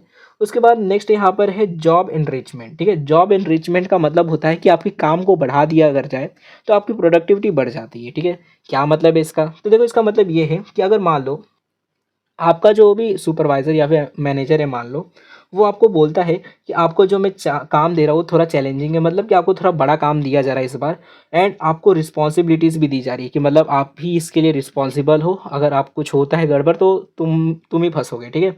एंड आपको उस हिसाब से फिर रिकॉग्निशन भी मिलेगा। जैसे अगर मान लो आपको पहली बार बोला जा रहा है कि इस बार आपको पूरी टीम को मैनेज करना है, ठीक है, तो आपको रिस्पॉन्सिबिलिटीज़ दी जा रही है। तो वो एक टाइप से अच्छा है, अगर आप चाहते हो अपने करियर में ग्रो करना तो वो रिस्पॉन्सिबिलिटी आपको चाहिए ही। अगर आप अच्छा काम कर दे तो आपको रिकॉग्निशन भी मिलेगा कि क्या अच्छे से काम किया इसने। तो ये जो जॉब इनरिचमेंट है, आपको जो रिस्पॉन्सिबिलिटीज़ दी जा रही है, जो चैलेंजिंग टास्क दिए जा रहे हैं, इसकी वजह से आप जो है मतलब आप प्रोडक्टिविटी अपनी बढ़ा देते हो, आप अपना काम समझने लग जाते हो उस काम को, क्योंकि आपको अब रिस्पॉन्सिबिलिटी मिल चुकी है उस काम की। तो इस वजह से कह सकते हो प्रोडक्टिविटी बढ़ जाती है। उसके बाद 8वां जो पॉइंट है वो है हमारा मटेरियल मैनेजमेंट, की मतलब जो मटेरियल है उसको हमें मैनेज करना है। जो भी रॉ मटेरियल है वो उतना हमारे पास इन्वेंट्री में स्टोर रहना चाहिए ताकि कमी ना हो। ऐसा ना हो कि हम एम्प्लॉयज़ जो है वो काम करते जा रहे हैं, अचानक से पता चला जो सामान है वही ख़त्म हो गया। तो परचेस हमें right quantity of material right price पे हमें परचेस करना है। अच्छा खासा हमें सप्लायर के साथ भी रिलेशन रखना है कि अगर अर्जेंटली कमी पड़ ही गई अर्जेंटली तो हम अचानक से मंगवा सकें। तो रिलेशनशिप अच्छी रखनी है सप्लायर के साथ में, और एक प्रॉपर लेवल ऑफ इन्वेंट्री हमें मेंटेन करना है, और प्रॉब्लम जो भी कॉस्ट से रिलेटेड है उसे भी रिड्यूस करना है, ठीक है। तो मतलब कह सकते हो प्रोडक्शन कॉस्ट का जो प्रोडक्शन का जो कॉस्ट है उसको रिड्यूस करना है, एंड एक proper level of inventory maintain करके रखना है ताकि मटेरियल अच्छे से मैनेज हो, और इसकी वजह से प्रोडक्टिविटी भी बढ़ेगी, ठीक है, कि लोग रुकेंगे नहीं, अपना काम करेंगे, करते रहेंगे, ठीक है। उसके बाद 9वां जो पॉइंट है वो है क्वालिटी कंट्रोल, की क्वालिटी कंट्रोल आपको करना है। वही क्वालिटी कंट्रोल के अंदर जो चीज़ें आती है कि आपको जो है देखना है कि जो भी कहीं पर मतलब ऐसा वेस्टेज नहीं हो रहा है, अगर कहीं पर ज़्यादा कॉस्ट लग रहा है किसी प्रोसेस के अंदर तो उसको कम कैसे किया जाए, तो वो आप करोगे इसके अंदर, ठीक है। वेस्टेजेस को रिड्यूस करोगे। कॉज अगर कोई क्वालिटी डिविएशन आ रहा है तो उसका क्या कॉज है वो आप देखोगे, एंड देन उस हिसाब से जो है क्वालिटी को सही करने का काम करोगे। उसके बाद 10वां आता है जॉब इवैल्यूएशन, यानी कि आप देखोगे कि मतलब जॉब इवैल्यूएशन का मतलब ये होता है कि हर एक का जो काम है, जैसे अगर मान लो कोई वर्कर है, ठीक है, कोई सुपरवाइज़र है, कोई मैनेजर है, तो सबका अलग अलग काम है, तो सबको हम उस हिसाब से इवैल्यूएट करेंगे कि आपका काम क्या है, आपका काम क्या है, और आपका काम क्या है। आप कितनी रिस्पॉन्सिबल अपने काम के लिए, मतलब आपकी क्या क्या रिस्पॉन्सिबिलिटी रहेगी, और कितना आपका मतलब योगदान रहेगा, तो उनका कितना मतलब उनके जॉब की क्या वैल्यू है हमारी कंपनी के अंदर, वो आप बताओगे। तो उस हिसाब से मतलब उनको हम वैल्यूएशन करेंगे कि आपकी जॉब की क्या वैल्यू है, और उस हिसाब से फिर उन्हें प्रॉपर जो भी रिम्यूनरेशन है, इंसेंटिव से देंगे। जैसे कोई वर्कर है बहुत ज़्यादा काम कर रहा है, और मतलब काफ़ी ज़्यादा ही वो उसकी मतलब देखोगे तो सारी चीज़ें उसी पे चल रही है, तो थोड़ा उसे ज़्यादा रिम्यूनरेशन दिया जाएगा नॉर्मल जो वर्कर्स होते हैं उनसे, ठीक है। वैसे ही कोई सुपरवाइज़र है जिसके ज़्यादा कुछ काम नहीं है, बस थोड़ा वो, जैसे बहुत सारे सुपरवाइज़र है तो आपको बस कुछ 5 ही लोग को बस देखना है, तो ऐसे टाइम पर आपको ज़्यादा रिम्यूनरेशन नहीं दिया जाएगा। तो जॉब इवैल्यूएशन किया जाएगा कि जैसी जॉब आपकी रहेगी, जितना ज़्यादा वैल्यू आपकी जॉब में रहेगा उतना ज़्यादा आपको मतलब मनी दिया जाएगा, सैलरी दी जाएगी, वेजेस जो भी रहेगा वो दिया जाएगा, ठीक है। उसके बाद होता है एर्गोनॉमिक्स, ठीक है। एर्गोनॉमिक्स का मतलब क्या होता है? तो इसका मतलब देखो, एर्गोनॉमिक्स का मतलब होता है कि जो भी वर्क और मतलब मैन और जो मशीन का जो रिलेशनशिप रहता है उसको एर्गोनॉमिक्स बोलते हैं। मतलब क्या, कि जो भी मशीन है वो आपके हिसाब से मतलब आपके लिए सूटेबल होनी चाहिए। ऐसा नहीं कि आप मशीन आपको दे दिया बट आपको चलाने नहीं आता, या फिर आपको वो मशीन जम ही नहीं रही है चलाने को, ठीक है। तो ऐसा नहीं होना चाहिए। जैसे मान लो किसी को दे दिया वो गाड़ी रहती है ना क्रेन वाली, वो चलाने के लिए दे दिए कि आप ये गाड़ी चलाओ, इससे मतलब सामान उठा उठा के रखो कहीं पर, ठीक है। अब आपको ये दे दिए बट आपको कार चलाने का मतलब व्हीकल चलाने आता ही नहीं है, तो ये बहुत ज़्यादा प्रॉब्लम आ जाएगी। तो इसलिए एर्गोनॉमिक्स का मतलब यही होता है कि ह्यूमन रिलेशनशिप जो होता है मशीन का, उनके बीच का जो रिलेशनशिप है वो कैसा है वो देखना, कि अगर उनकी रिलेशनशिप है सही से तो वो उन्हें वही काम देंगे, नहीं तो दूसरे किसी को वो काम देंगे, ठीक है। अगर ग्रीक्स में देखोगे तो एर्गो का मतलब होता है वर्क, और नोमिकोस का मतलब होता है, यानी जो हमारा इकोनॉमिक्स है उसको ही हम नोमिकोस बोलते हैं ग्रीक में, एंड इसका मतलब होता है लॉ, यानी कि वर्क लॉ, यानी कि आपका वर्क कैसा है और आप कैसे हो, आपका साइकोलॉजिकली और फिजियोलॉजिकली आपको देखा जाएगा कि क्या वो आप जो मशीन है उसे कंट्रोल कर पा रहे हो कि नहीं कर पा रहे हो। उस हिसाब से वो आपको मशीन दी जाएगी, काम दिया जाएगा, ठीक है। तो वर्क लॉ मतलब वही कि आप वो काम कर पा रहे हो नहीं कर पा रहे हो, वो देखा जाता है एर्गोनॉमिक्स के अंदर। उसके बाद 12वां जो पॉइंट है वो है परफॉर्मेंस अप्राइजल, कि आपका जो भी परफॉर्मेंस आपने काम किया है at the end of the day वो देखा जाता है, कि आप अप्राइज किया जाता है, कि चेक किया जाता है कि आपको जो टारगेट दिया था आपने टारगेट अचीव किया कि नहीं किया। अप्राइजल दिया जाता है, अगर आपने कर दिया है तो आपको जो भी इंसेंटिव्स है वो दिए जाते हैं, नहीं किया रहेगा तो आपको क्वेश्चन पूछे जाते हैं कि आपने क्यों नहीं कंप्लीट किया, तो परफॉर्मेंस अप्राइजल किया जाता है। ठीक है, तो यही हमारे टेक्निक्स हो जाते हैं, टेक्निक्स ऑफ प्रोडक्टिविटी। और इस अप्राइजल से जो है हमारी प्रोडक्टिविटी भी बढ़ती है, क्योंकि अगर आप पर कोई बोले कि आपका जो है जो टारगेट है वो अचीव नहीं हुआ, क्यों नहीं हुआ, आप ऐसे मतलब क्वेश्चन पूछते हैं, तो अगली बार जो आदमी है थोड़ा और मेहनत करता है अपने टारगेट को अचीव करने में, तो प्रोडक्टिविटी कहीं ना कहीं बढ़ी जाती है उससे भी। तो ये सारे टेक्निक्स हैं हमारे प्रोडक्टिविटी के।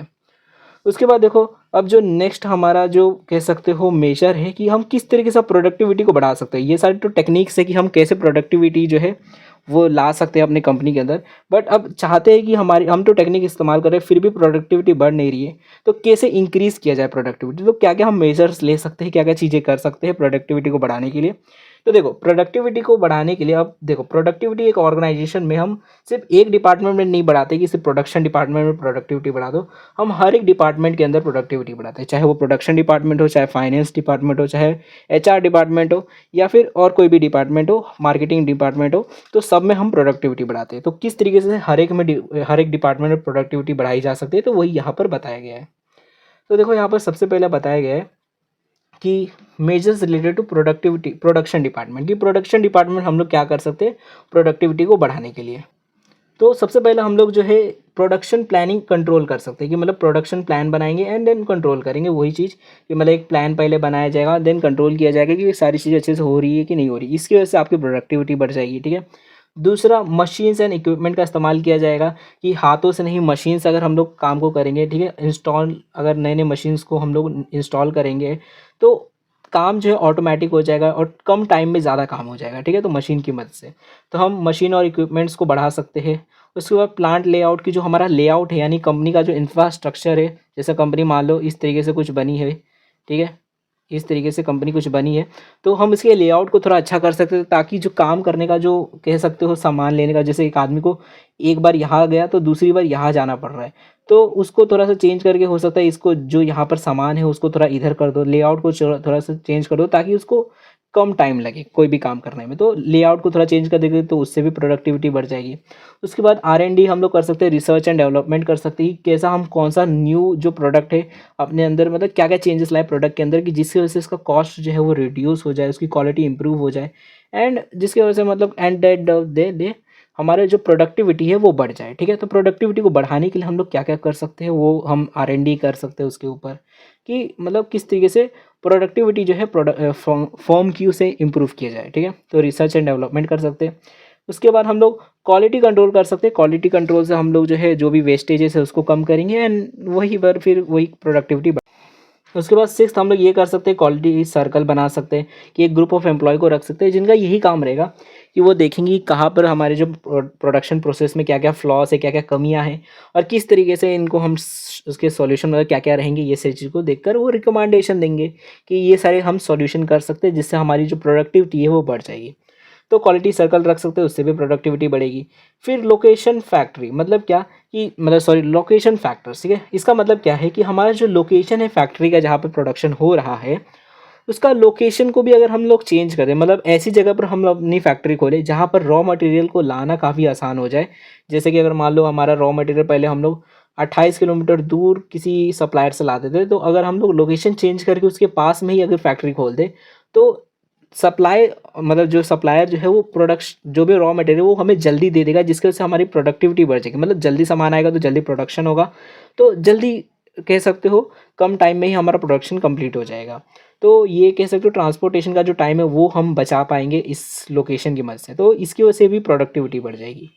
तो उसके बाद नेक्स्ट यहाँ पर अब दूसरा जो हम है मतलब दूसरा जो डिपार्टमेंट है जो कि फाइनेंस डिपार्टमेंट है, अब उसके अंदर हम प्रोडक्टिविटी को कैसे बढ़ा सकते हैं। तो देखो, फाइनेंस डिपार्टमेंट जो है जो कि हमारा कह सकते हो बैकबोन है हर एक डिपार्टमेंट का, उसको हम उसकी जो प्रोडक्टिविटी है उसको बढ़ाने के लिए हम ये सारे मेजर्स दे सकते हैं। कि सबसे पहले तो ऑब्टेन फंड करेंगे, जो भी हमें फंड्स की रिक्वायरमेंट है तो जितनी भी रिक्वायरमेंट है उसको हम राइट सोर्स से एट लोएस्ट कॉस्ट पे हम लोग लेंगे। मतलब कि जैसे अगर मान लो आपको लोन मिल रहा है कम कॉस्ट पे, मतलब लो इंटरेस्ट रेट पे, तो लोन ले लेंगे, या फिर इक्विटी शेयर जो है वो लॉन्च करेंगे, मतलब इशू कर देंगे, या फिर प्रेफरेंस शेयर डिबेंचर्स जो भी रहेगा वो इशू करेंगे हम लोग, ठीक है। तो जो भी राइट सोर्स है, सोर्सेज ऑफ फंड है, वहाँ से हम लोग सोर्सेज को मतलब फंड्स को लेंगे, ठीक है। दूसरा, प्रॉपर मैनेजमेंट करेंगे, जो भी फिक्स कैपिटल है उसको अच्छी तरीके से मैनेज करेंगे, वर्किंग कैपिटल को भी अच्छी तरीके से मैनेज करेंगे, एंड जो क्रेडिट हमने दिया है लोगों को उसको भी मैनेज, मतलब क्रेडिट जो लिया है वो उसको भी मैनेज करेंगे, ठीक है।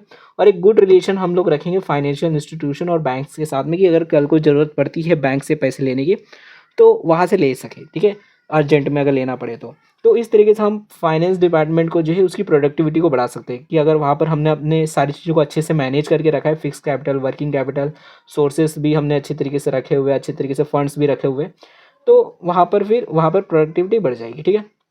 अब अगर हम लोग बात करें एचआर जो डिपार्टमेंट होता है, ह्यूमन रिसोर्स डिपार्टमेंट, वहाँ पर प्रोडक्टिविटी कैसे बढ़ा सकते हैं, तो उसके अंदर हम लोग ये कर सकते हैं कि हम लोग साइंटिफिक रिक्वायरमेंट और सिलेक्शन ऑफ एम्प्लॉय करेंगे। मतलब कि जो काम के लिए जो एम्प्लॉय चाहिए उसी को लेंगे। ऐसा नहीं, अब जैसे मान लो आपके पास एक एम्प्लॉय आता है जो कि बहुत ही टैलेंटेड सॉफ्टवेयर इंजीनियर है, ठीक है, बहुत ही टैलेंटेड है, एकदम माइंड ब्लोइंग है, बट आपको जो काम है वो चाहिए, आपको जैसे वर्क जो है, आपका जो काम है वो सॉफ्टवेयर से रिलेटेड है ही नहीं। आप जो काम करते हो, जैसे मान लो आप कपड़े बनाते हो, क्लोथ मैन्युफैक्चरिंग की आपकी मैन्युफैक्चरिंग है, ठीक है, तो वहाँ पर उसकी ज़रूरत ही नहीं है। तो कितना भी वो टैलेंटेड हो, क्योंकि वो चाहिए ही नहीं, तो आप उसे रिक्रूट क्यों करोगे, ठीक है। तो वही साइंटिफिक रिक्रूटमेंट करना है कि जिसकी आपको ज़रूरत है सिर्फ उसी को रिक्रूट करोगे, जो राइट प्लेस पर राइट पोजीशन के लिए आप राइट पर्सन को रिक्रूट करोगे, ठीक है। फिर उस जो भी पर्सन को आपने रिक्रूट किया उसको एक प्रॉपर प्लेसमेंट उसका करोगे, कहाँ पर उसकी मतलब जॉब लगेगी वो आप डिसाइड करोगे, एंड देन फिर उसकी जो भी ट्रेनिंग है उसको आप अच्छी तरीके से दोगे।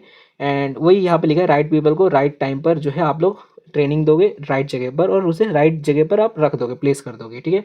फिर उसका प्रॉपर आप परफॉर्मेंस अप्राइजल भी लोगे टाइम टू टाइम, की देखोगे अच्छे से काम कर रहा है कि नहीं कर रहा है, एंड देन उसको अगर ज़रूरत पड़ी तो प्रमोशन और ट्रांसफ़र जो भी रहेगा वो देंगे, और हो सके तो कंपनसेशन पॉलिसीज़ जो भी उसको देनी, इंसेंटिव्स देना रहेगा तो वो भी दिया जाएगा। अगर वो ज़्यादा मेहनत करता है तो उसको कंपनसेशन, इंसेंटिव्स, ये सारी चीज़ें भी दी जाएगी। एंड एक प्रॉपर वर्क एनवायरनमेंट भी क्रिएट करेंगे ताकि अच्छी तरीके से वो काम कर सके, उसको कोई प्रॉब्लम ना आए काम करने में। तो ये सारी चीज़ें अगर हम करते हैं तो हमारा जो एचआर डिपार्टमेंट है वो उसके अंदर प्रोडक्टिविटी आ जाएगी, उसके अंदर कोई प्रॉब्लम नहीं दिखेगा हमको, ठीक है। उसके बाद नेक्स्ट डिपार्टमेंट जो है हमारा मार्केटिंग डिपार्टमेंट, उसके अंदर हम किस तरीके से प्रोडक्टिविटी को बढ़ा सकते हैं।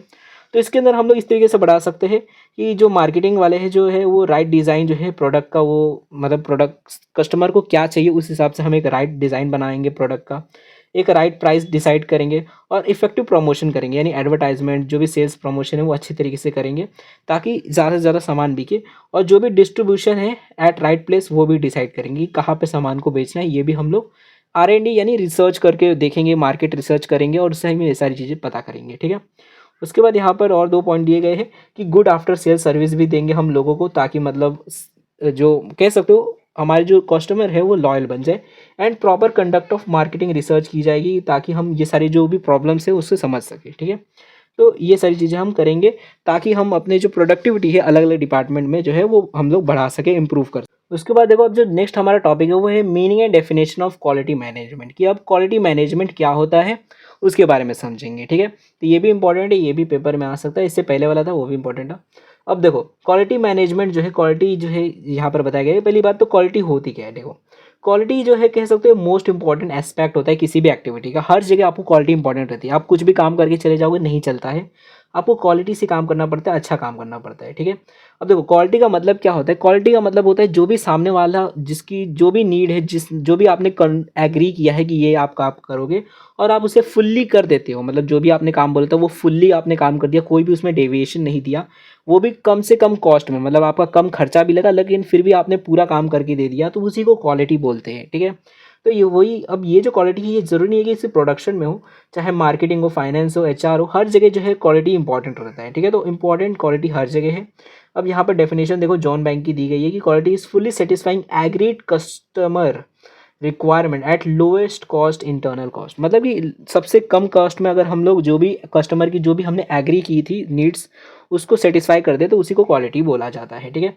अब प्रोडक्ट जो रहता है ज़रूरी है कि जो भी हम डिज़ाइन बना रहे हैं वो जो कस्टमर है जो भी उसने कंफर्म किया है कि हमें ऐसा ऐसा उसके अंदर डिज़ाइन रहना चाहिए, ऐसे ऐसे फीचर्स रहने चाहिए, तो जो भी एग्रीड टर्म्स है वो हम पूरा करें, वो भी कह सकते हो कम से कम कॉस्ट में, तो ऐसे इसी को हम लोग जो है क्वालिटी बोलते हैं। अब इसको करने के लिए कि हम चाहते हैं अगर हमारा जो आउटपुट है वो क्वालिटी वाला हो, तो उसके लिए हमें कह सकते हो इफ़ेक्टिव क्वालिटी मैनेजमेंट करना पड़ेगा, तभी जाकर हम क्वालिटी प्रोडक्ट बना सकते हैं, क्वालिटी आउटपुट क्रिएट कर सकते हैं। अब क्वालिटी मैनेजमेंट जो है ये मेनली फोकस किसके ऊपर करता है, तो ये सिर्फ देखोगे तो ये सिर्फ प्रोडक्ट क्वालिटी के ऊपर फोकस नहीं करता कि प्रोडक्ट की क्वालिटी अच्छी हो, ये इसके ऊपर भी फोकस करता है कि किस तरीके से प्रोडक्ट को बनाया जा रहा है उसके अंदर भी आपकी क्वालिटी होनी चाहिए, यानी कि प्रोसेस जो है आपका प्रोडक्शन का उसके अंदर भी क्वालिटी होनी चाहिए। तो यही हमारा क्वालिटी मैनेजमेंट होता है। क्वालिटी मैनेजमेंट मतलब सिर्फ प्रोडक्ट की क्वालिटी नहीं होती, मतलब कि किस तरीके से प्रोडक्ट को बनाया गया उसके अंदर भी क्वालिटी होनी चाहिए, तो इसी को प्रोडक्ट क्वालिटी बोलते हैं, ठीक है। अब यहाँ पर एक और डेफिनेशन भी दी गई है तो वो पढ़ने की जरूरत नहीं, एक डेफिनेशन लिखो बहुत है, ठीक है। अब उसके बाद देखो अब यहाँ पर बताया गया है कि फीचर्स ऑफ क्वालिटी मैनेजमेंट, की क्वालिटी मैनेजमेंट की क्या फीचर्स होते हैं। पहला होता है कंपोनेंट ऑफ क्वालिटी मैनेजमेंट, की क्वालिटी मैनेजमेंट आखिर आता क्या क्या चीज़ें हैं। तो यहाँ पर बताया गया है देखो कि क्वालिटी मैनेजमेंट जो है वो फोकस नहीं करता सिर्फ क्वालिटी प्रोडक्ट है, जैसा अभी मैंने बताया, ये उसको किस तरीके से अचीव किया गया है क्वालिटी को उसके ऊपर भी फोकस करता है, ठीक है। तो इसलिए क्वालिटी मैनेजमेंट के अंदर ये कह सकते हो ये चार मेन जो है कंपोनेंट्स आते हैं। क्वालिटी प्लानिंग पहले हम करते हैं, फिर उसको कंट्रोल करते हैं, फिर अश्योरेंस करते हैं एंड देन इम्प्रूवमेंट करते हैं। मतलब क्या है कि पहले प्लान करो, फिर जैसे ही इम्प्लीमेंट कर दिया तो आप कंट्रोल करो कि अच्छे से काम हो रहा है कि नहीं हो रहा है, देखो। एंड अगर आपको कोई अश्योरेंस दिखता है, मतलब कोई भी चीज़ देखते हो आप देखते हो कि प्रॉब्लम आ रही है तो उसे फिर इम्प्रूव करो, ठीक है। तो यही हमारा क्वालिटी मैनेजमेंट का मेन कंपोनेंट चार होते हैं, ठीक है। अब यहाँ पर नेक्स्ट जो यहाँ पर फीचर है इसका वो है कस्टमर ओरिएंटेड, कि आप जो क्वालिटी बनाने वाले हो वो कस्टमर ओरिएंटेड होना चाहिए। कस्टमर की जो भी मतलब नीड्स है, उसकी जो भी मतलब जो भी ज़रूरतें हैं उसे वो प्रोडक्ट पूरा करना चाहिए, फुल्ली सेटिस्फाइंग उससे होना चाहिए कस्टमर को, तभी जाकर आप बोलोगे कि ये जो प्रोडक्ट है क्वालिटी वाला है, ठीक है। तो quality management is customer oriented approach, customer जैसा चाहिए वैसा मिलना चाहिए। देयरफॉर जितनी भी एक्टिविटीज़ और प्रोसेस होते must be directed to generate customer satisfaction, की मतलब सेटिस्फैक्शन कस्टमर को मिलना चाहिए, इस तरीके से हमें प्रोसेस बनाना है, इस तरीके से प्रोडक्ट को बनाना है, ठीक है। तो अल्टीमेटली जो कस्टमर है वो ही हमारा फाइनल जज है क्वालिटी का, कि अगर उसे अच्छा लगता है तो वो बोलेगा क्वालिटी है प्रोडक्ट में, अच्छा नहीं लगेगा तो वो बोलेगा प्रोडक्ट में क्वालिटी नहीं है, ठीक है। तो वही हमारा अल्टीमेट जज है। नेक्स्ट जो है तीसरा फीचर है इसका कंटिन्यूस नेचर, की क्वालिटी मैनेजमेंट ऐसा नहीं है कि एक बार आपने डिसाइड कर दिया किस तरीके से क्वालिटी मैनेज करोगे और देन हो गया। क्वालिटी मैनेजमेंट एक कंटिन्यूस प्रोसेस है, यानी कि हर बार आप चेक करते रहते हो कि क्या क्वालिटी अच्छे से मेंटेन हो रही है नहीं हो रही है। अगर हो नहीं हो रही है तो आप किस तरीके से इम्प्रूव कर सकते हो क्वालिटी को, और अपने कॉस्ट को कैसे कम कर सकते हो। अगर मान लो हो भी रही है आपकी क्वालिटी मेंटेन है, फिर भी आप चाहोगे कि और ज़्यादा इसकी कॉस्ट को कैसे कम किया जा सके, इंटरनल कॉस्ट को और कैसे कम किया जा सके। तो ये एक कंटिन्यूस प्रोसेस है जहाँ पर आप हमेशा क्वालिटी को इम्प्रूव करते जाते हो, ठीक है।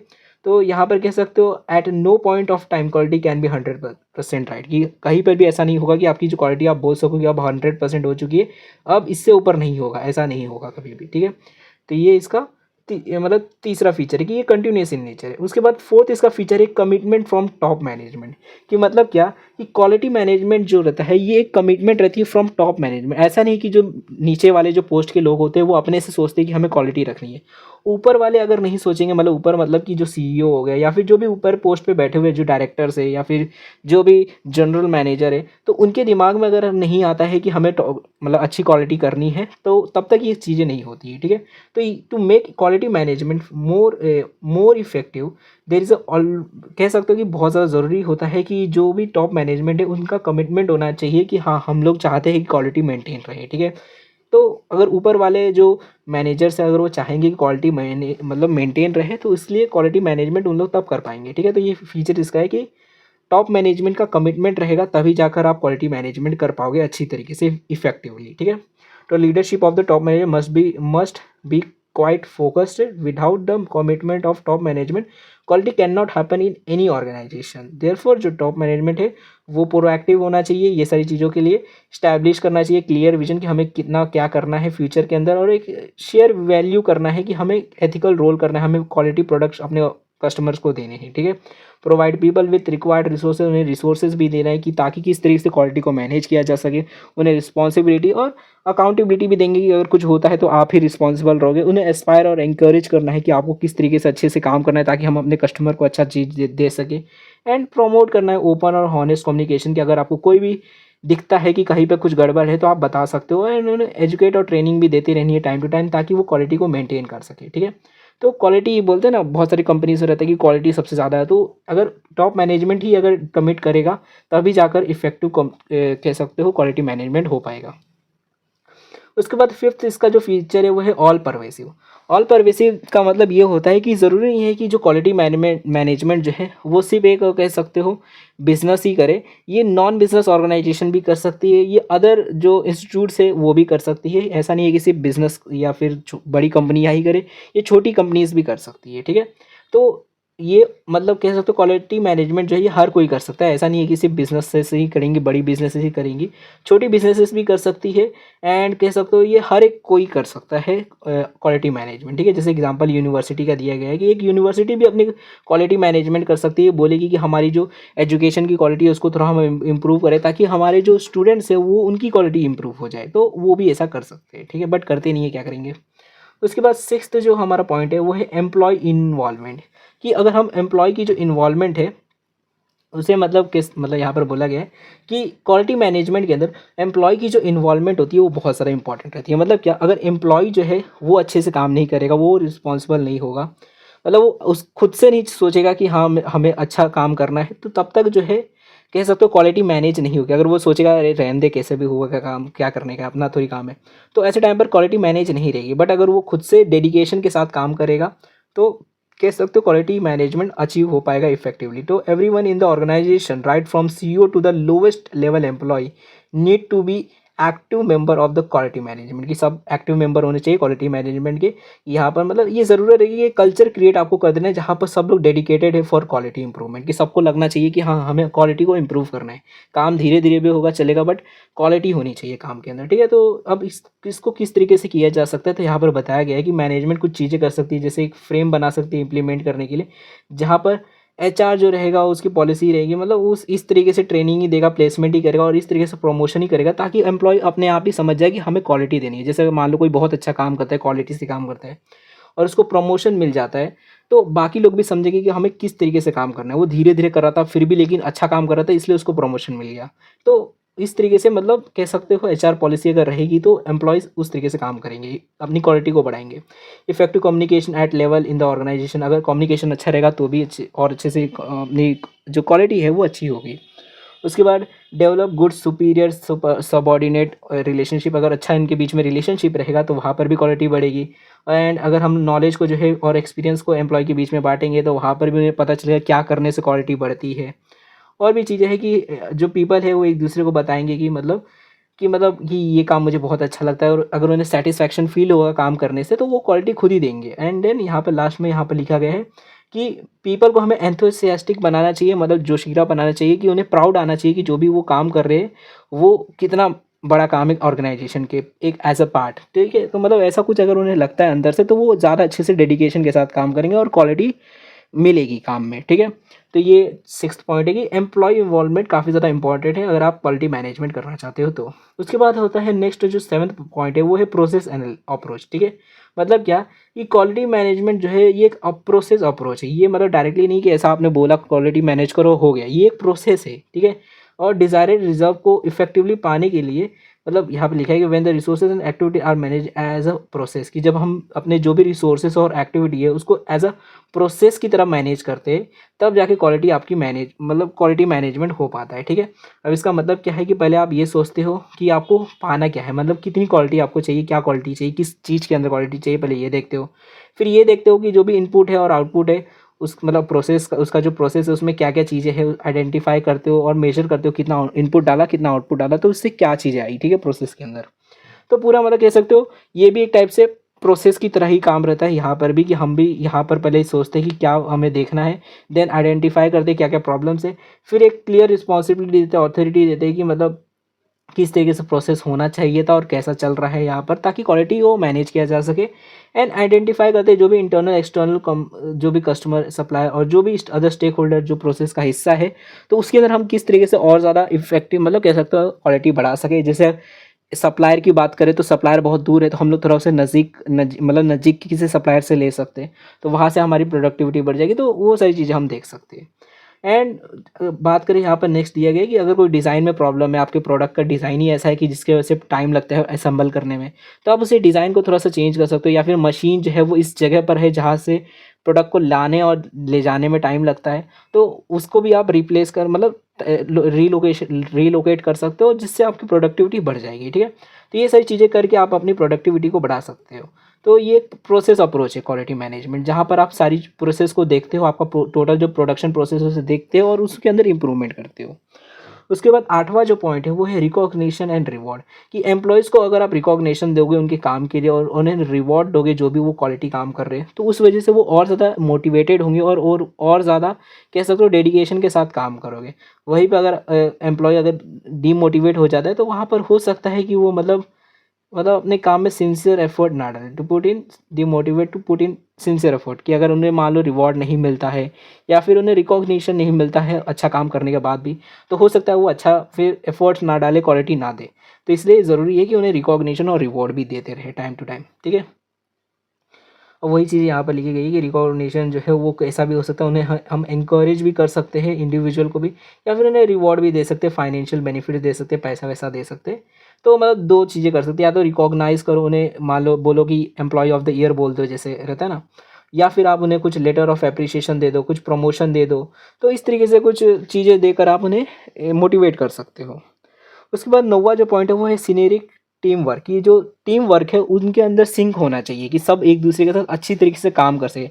ऐसा नहीं कि एक आदमी ने दूसरे आदमी को बोला कि ये काम कर दे और उसने मना कर दिया काम करने से, ऐसा नहीं होना चाहिए। तो कोऑर्डिनेशन अच्छा होना चाहिए, टीम वर्क होना चाहिए पूरे एम्प्लॉयज़ के बीच में, जिसकी वजह से कह सकते हो कि जो हमारा ये जो क्वालिटी है वो मेंटेन रहेगा। नेक्स्ट है टेक्निक, कि आपको अच्छा टेक्निक भी इस्तेमाल करना है, कि मतलब जो भी फिलोसॉफी आप इस्तेमाल कर रहे हो क्वालिटी मैनेजमेंट करने के लिए या फिर प्रोडक्शन के लिए, आपको अच्छे अप्रोच का इस्तेमाल करना है। जैसे यहाँ पर कुछ अप्रोचेस बताए गए, कुछ technique, just in time approach, kaizen approach, quality circle, research and development on continuous basis, six sigma approach और टोटल क्वालिटी मैनेजमेंट। तो ये कुछ कह सकते हो टेक्निक्स है क्वालिटी मैनेजमेंट के, जो कि आप हम आगे आगे पढ़ेंगे, आपको समझ आ जाएगा। जस्ट इन टाइम ये भी अप्रोच एक है जिसके अंदर ऐसा होता है कि जैसे ही आपको किसी भी मटेरियल की रिक्वायरमेंट होती है, वैसे आप जो है उस मटेरियल को अवेलेबल करते हो, मतलब सप्लायर से खरीदते हो, आप पहले से स्टोर करके नहीं रखते हो। ठीक है, तो ऐसे अलग अलग टेक्निक्स आप इस्तेमाल कर सकते हो, जो भी आपको लगता है कि ये टेक्निक जो है हमारे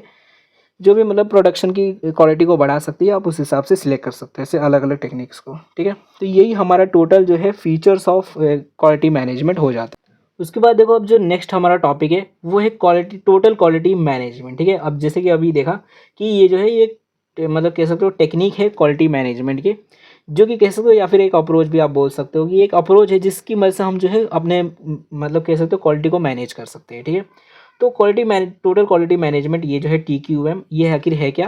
तो एक स्ट्रेटेजिक अप्रोच है या फिर कह सकते हो फिलोसॉफी है, जिसके अंदर हम लोग ये चाहते हैं कि हम जो भी प्रोडक्ट या फिर सर्विस बना रहे हैं वो इस तरीके से हम करते रहे कि उसके अंदर हम कह सकते हो एक कांस्टेंट इनोवेशन हम करते रहे, उसके अंदर R&D करते रहे, रिसर्च एंड डेवलपमेंट करते रहे, ताकि जो भी हम प्रोडक्ट बना रहे हैं उसके अंदर कम से कम कह सकते हो एरर्स आए, कम से कम जो है वेस्टेज हो, कम से कम जो है चीज़ें ख़राब हो और ज़्यादा से ज़्यादा प्रोडक्टिविटी और एफिशिएंसी मिल सके। ठीक है, तो जब हम इस तरीके से काम करते हैं तो उसी को हम टोटल क्वालिटी मैनेजमेंट बोलते हैं, कि आप प्रोडक्ट को जो है मतलब यहाँ पर कह सकते हो हम रेक्टिफिकेशन के ऊपर ध्यान नहीं देता है, यहाँ पर हम प्रिवेंशन के ऊपर ध्यान देते हैं कि एक काम करो कि प्रॉब्लम आने से पहले ही उसे ठीक कर दो, ताकि प्रॉब्लम को ठीक करना ही ना पड़े। ठीक है, तो इस तरीके से हम इसके अंदर टोटल क्वालिटी मैनेजमेंट में करते हैं। ठीक है, यहाँ पर बोला भी गया है कि टोटल क्वालिटी मैनेजमेंट जो है ये भी कस्टमर ओरिएंटेड ही है, बहुत एक्सटर्नल और इंटरनल कस्टमर की जो भी मतलब जो कस्टमर है उसी से ये रिलेटेड है। ठीक है, इसके अंदर भी उन्हीं को देखकर हम जो भी क्वालिटी है वो मैनेज करते हैं। ठीक है, यहाँ पर प्रोफेसर के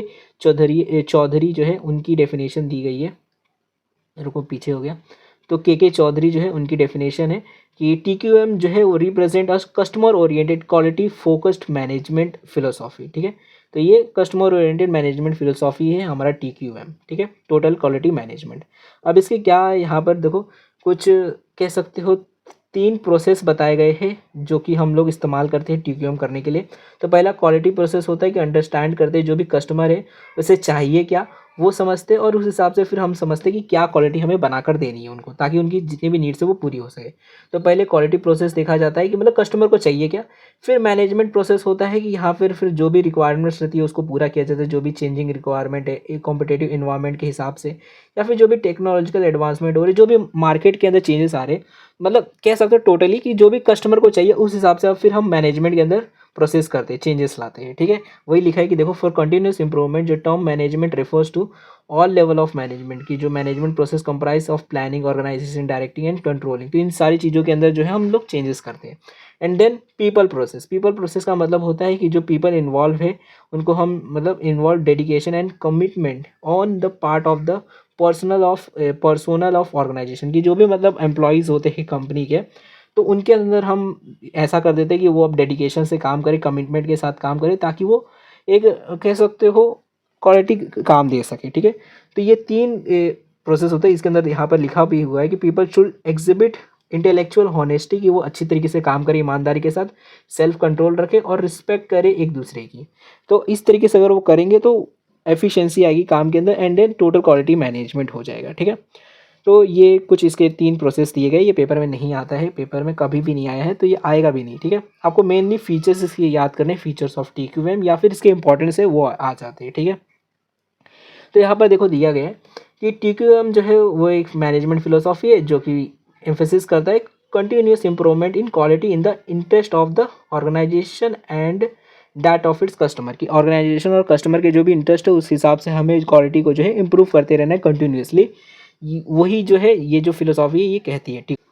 तो यहाँ पे देखो जो सबसे पहला जो फीचर है वो है कस्टमर फोकस, कि मतलब हमारा जो TQM होता है टोटल क्वालिटी मैनेजमेंट, ये कस्टमर के मतलब कस्टमर ओरिएंटेड रहता है। जैसा कस्टमर की नीड होती है उस हिसाब से हम जो है अपनी क्वालिटी को रखते हैं, जो भी उसकी नीड है उसको फुल्ली सेटिस्फाई करने के लिए वो हिसाब से हमारी क्वालिटी के अंदर चेंजेस हम लाते हैं, ठीक है।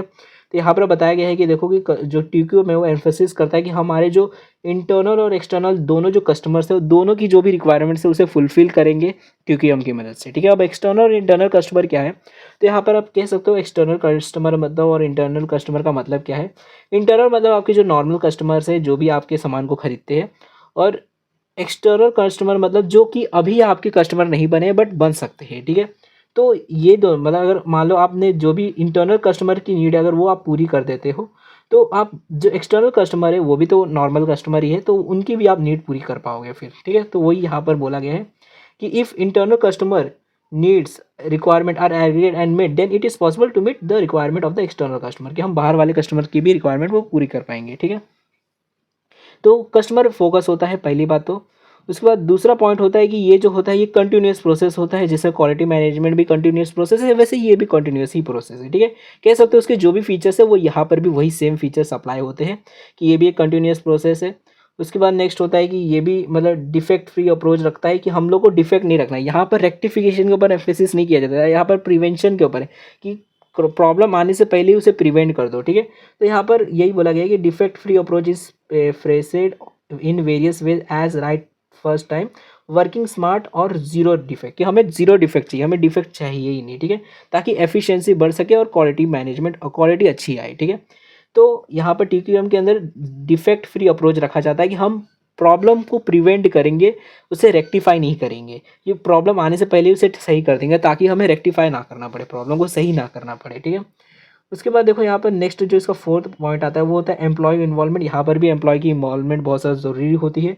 इट इज़ यहाँ पर भी वही लिखा है कि it is not just manufacturing people but also the accounting finance, हर एक जो डिपार्टमेंट के लोग हैं सबका इन्वॉल्वमेंट ज़रूरी है। सब लोग अगर अच्छी तरीके से डेडिकेशन के साथ काम करेंगे, रिस्पॉन्सिबिलिटी के साथ काम करेंगे, तभी जाकर क्वालिटी हमें मिल पाएगी, ठीक है। तो वही यहाँ पर लिखा है इन 1 year Toyota employees made nearly 7,000 suggestion for improving their product, की जैसे टोयोटा में क्या हुआ था कि वहाँ पर जो उनके एम्प्लॉयज़ थे उन्होंने 7 लाख सजेशन दिए थे किस तरीके से हम लोग जो है अपने मतलब कह सकते प्रोडक्टिविटी को और जो प्रोसेस है उसको इम्प्रूव कर सकते हैं। और कह सकते हो इतने सारे लोग अगर देंगे तो 7 लाख में से एक तो अच्छा निकलेगा ही, एक दो तो बहुत अच्छे अच्छे निकल जाएंगे। तो ऐसे टाइम पर उस वजह से प्रोडक्टिविटी तो बढ़ना ही फिक्स हो जाती है। जब 7 लाख सजेशन मिलेंगे तो अकेला आदमी कितना सोच पाएगा, ज़्यादा से 10-20 सोच पाएगा, बट 7 लाख सोचो इतने लोगों ने दिया था। टोटल 40,000 एम्प्लॉयज़ जो थे उन्होंने ऐसे मतलब सजेशन दिए थे। तो एम्प्लॉय इन्वॉल्वमेंट काफ़ी ज़्यादा ज़रूरी है ऐसे टाइम पर, अगर आप चाहते हो क्वालिटी मैनेजमेंट अच्छा हो तो। ठीक है, उसके बाद फिफ्थ है रिकॉग्निशन एंड रिवॉर्ड। यहाँ पर भी वही चीज़ बोली गई है कि आपको अपने एम्प्लॉय को रिकॉग्निशन देना पड़ेगा, पॉजिटिव रिइंफोर्समेंट देना पड़ेगा कुछ भी तरीके से, चाहे उन्हें ट्रॉफी दे दो या फिर उन्हें रिकॉग्नाइज करो सबके बीच के अंदर की, मतलब ये पर्सन ने ये सारी चीज़ें करके दिखाई है हमको, तो कुछ ऐसे तरीके से आप करके रिकॉग्नाइज कर सकते हो। आप लेटर ऑफ थैंक्स दे सकते हो, अवार्ड दे सकते हो, मेरिट सर्टिफिकेट दे सकते हो उनको कि आपने इतना अच्छा काम किया है, या फिर उन्हें कुछ रिवॉर्ड, फाइनेंशियल बेनिफिट, इंसेंटिव्स दे सकते हो, स्टार्स दे सकते हो। तो ये सारी चीज़ें करके उन्हें आप मोटिवेट कर सकते हो और ज़्यादा बेहतर काम करने के लिए। उसके बाद वही कि टीम वर्क में सिनरी होनी चाहिए, मतलब कि सिंक होना चाहिए, सब अच्छी तरीके से कोऑर्डिनेशन के साथ काम करने चाहिए। देन नेक्स्ट है टेक्निक, कि आप अच्छा टेक्निक इस्तेमाल करोगे। टीक्यूएम जो है can be implemented through various technique such as quality circle, value engineering, statistical process control. तो ऐसे अलग अलग जो टेक्निक्स हैं हमारे क्वालिटी मैनेजमेंट के, उन टेक्निक्स का भी इस्तेमाल हम कर सकते हैं अपने टोटल क्वालिटी मैनेजमेंट अप्रोच के अंदर। ठीक है, उसके बाद नेक्स्ट होता है सिस्टम अप्रोच, कि क्वालिटी मैनेजमेंट जो है, total quality management system approach system जो है, ये एक सिस्टम अप्रोच है। सिस्टम अप्रोच का मतलब है कि ये भी एक टाइप से प्रोसेस अप्रोच है, जहाँ पर हम लोग जो है कह सकते हो कि यहाँ पर लिखा हुआ है कि ये जो सिस्टम अप्रोच है ये स्टार्ट कहाँ से होता है। तो पहली बात तो ये स्टार्ट होता है जो सीईओ रहता है, यानी कि जो टॉप मैनेजमेंट है उनकी कमिटमेंट से स्टार्ट होता है। Without a total commitment on the part of CEO and the senior executive, total quality management can not take off to a good start. कि मतलब अगर कमिटमेंट नहीं रहेगा, तो वही चीज़ की कमिटमेंट नहीं रहेगा तो क्वालिटी मैनेजमेंट अच्छे से नहीं हो पाएगा। तो ये भी एक सिस्टम अप्रोच है कि मतलब जो सिस्टम अप्रोच, मतलब यहाँ पर ऊपर जो टॉप में जो सिस्टम में बैठे हुए लोग हैं, यानी कि टॉप मैनेजमेंट में जो बैठे हुए लोग हैं, उनका कमिटमेंट होना चाहिए टोटल क्वालिटी मैनेजमेंट के लिए। उसके बाद ऑल परवेसिव भी, ये भी हर जगह आप इस्तेमाल कर सकते हो, चाहे लार्ज फॉर्म हो, चाहे स्मॉल फॉर्म हो, चाहे बिजनेस हो या फिर सोशल ऑर्गेनाइजेशन हो, हर जगह आप टोटल क्वालिटी मैनेजमेंट का इस्तेमाल कर सकते हो। एंड लास्टली यहाँ पर करंट स्टेटस ऑफ टीक्यूएम बताया गया है कि अभी के टाइम पे टोटल क्वालिटी मैनेजमेंट जो है किस तरीके से इस्तेमाल किया जाता है, कितना एफिशिएंट है। तो अभी के टाइम पे भी देखो तो काफ़ी सारी ऑर्गेनाइजेशन जो है इसका इस्तेमाल करते हैं, बिजनेस, नॉन बिजनेस हो या फिर किसी भी प्रकार का हो, एक एक मतलब एक तरीका नहीं तो दूसरे तरीके से इसका इस्तेमाल कर ही लेते हैं। ठीक है, टोटल क्वालिटी मैनेजमेंट का।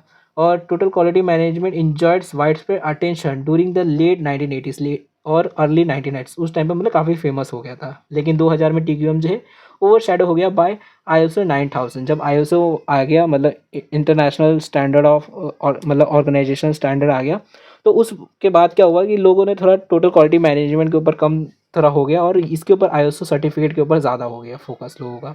ठीक है, नहीं तो उससे पहले तो टोटल क्वालिटी मैनेजमेंट बहुत ज़्यादा फेमस था। अब यहाँ पर नेक्स्ट जो हम लोग टॉपिक पढ़ेंगे वो है इंपॉर्टेंस ऑफ टीक्यूएम। ठीक है, कि मतलब क्या इंपॉर्टेंट है टीक्यूएम, और ये थोड़ा इंपॉर्टेंट है क्योंकि हो सकता है अगर आपको ये ना पूछे तो ये पूछ ले पेपर में। ठीक है, तो इसलिए आपको ये पढ़ के जाना, और ये भी कुछ ज़्यादा अलग नहीं है, इसके जो फीचर्स होते हैं वही इसके इंपॉर्टेंस बन जाते हैं, बस थोड़ा सा अलग होता है। ये देखो यहाँ पर भी कस्टमर सेटिस्फैक्शन यानी कस्टमर फोकस है, हमें कस्टमर के जो भी नीड्स है वो पूरा करना है। दूसरा, हेल्प टू फेस कंपटीशन। अब क्योंकि आपने क्वालिटी अच्छी कर ली तो आप कंपटीशन को भी बीट कर पाते हो, लोगों से, बाकी लोगों से आप कम कॉस्ट में आप प्रोडक्ट को बना पाते हो, जिसकी वजह से आपको प्रॉफिट ज़्यादा होता है एंड आप सस्ते में सामान को बेच पाते हो, जिसकी वजह से आप कंपटीशन को बीट कर पाते हो। तो कंपटीशन आप बीट कर पाते हो, कंपटीशन को फेस करने में हेल्प मिलती है टीक्यूएम की वजह से। गुडविल आपका अच्छा होता है, आप अच्छा क्वालिटी का प्रोडक्ट दोगे तो आपका गुडविल बनेगा। ठीक है, लोगों के बीच में आपका नाम बनेगा। फिर हाई मोटिवेटेड पर्सनल, आपके जो एम्प्लॉयज़ होंगे वो भी बहुत ज़्यादा मोटिवेटेड रहेंगे क्योंकि वो जान रहे हैं कि हमने कितना अच्छा काम किया, हमने क्वालिटी वाला काम करके दिया है। उसके बाद लोअर रिजेक्शन रेट की, क्योंकि आपने अच्छा काम करके दे दिया, क्वालिटी आपकी पहले से ही बहुत अच्छी है, तो उसका रिजेक्शन होना काफ़ी कम हो जाएगा, मतलब उसको, उस प्रोडक्ट को रिजेक्ट होने के चांसेस बहुत कम हो जाएंगे। ठीक है, जैसे यहाँ पर लिखा गया है कि internal rejection rate of to get reduce considerably over a period of time, कि टाइम के साथ वो बहुत ज़्यादा कम होते जाएगा। कि बहुत सारे इनिशिएटिव जैसे कि क्वालिटी सर्कल और पास process control, right first time approach, तो ऐसे सारी चीज़ों को करते रहेंगे अगर हम टाइम टू टाइम, तो हमारा जो रिजेक्शन रेट जो रहता है इंटरनली वो बहुत ज़्यादा कम हो जाएगा और प्रोडक्ट जो है इजीली पास हो जाएगा कि हाँ ये अच्छी क्वालिटी का प्रोडक्ट है, इसको भेज दो। ठीक है, तो जो क्वालिटी के लिए जो हम लोग टेस्ट करते रहते हैं ऑर्गेनाइजेशन के अंदर, उसके अंदर रिजेक्शन रेट बहुत कम हो जाएगा अगर हम लोग अच्छा ये सारे प्रोसेस का इस्तेमाल करेंगे तो। ठीक है, टोटल क्वालिटी मैनेजमेंट इस्तेमाल करेंगे तो। नेक्स्ट जो पॉइंट है वो है रिडक्शन इन कस्टमर कंप्लेंट्स, क्योंकि अब हम कस्टमर की जो भी नीड्स है वो पूरा कर रहे हैं, सेटिस्फाई कर रहे हैं फुल्ली, तो उनकी कंप्लेंट्स भी कम हो जाएगी। नेक्स्ट है 7th जो है वो है बेटर फैसिलिटी टू एम्प्लॉयज़, क्योंकि हम एम्प्लॉयज़ को अच्छी सैलरी देंगे, उनके जो भी जॉब है उनकी वैल्यूएशन के हिसाब से, जॉब इवैल्यूएशन के हिसाब से उनको सैलरी देंगे, उनको बोनसेस देंगे, उनको रिवॉर्ड देंगे, उनको रिकॉग्निशन देंगे, तो उनकी फैसिलिटी एम्प्लॉयज़ को हम बहुत अच्छा कर देंगे, ठीक है। तो टोटल क्वालिटी मैनेजमेंट के एम्प्लॉयज़ को फैसिलिटी अच्छी मिलती है।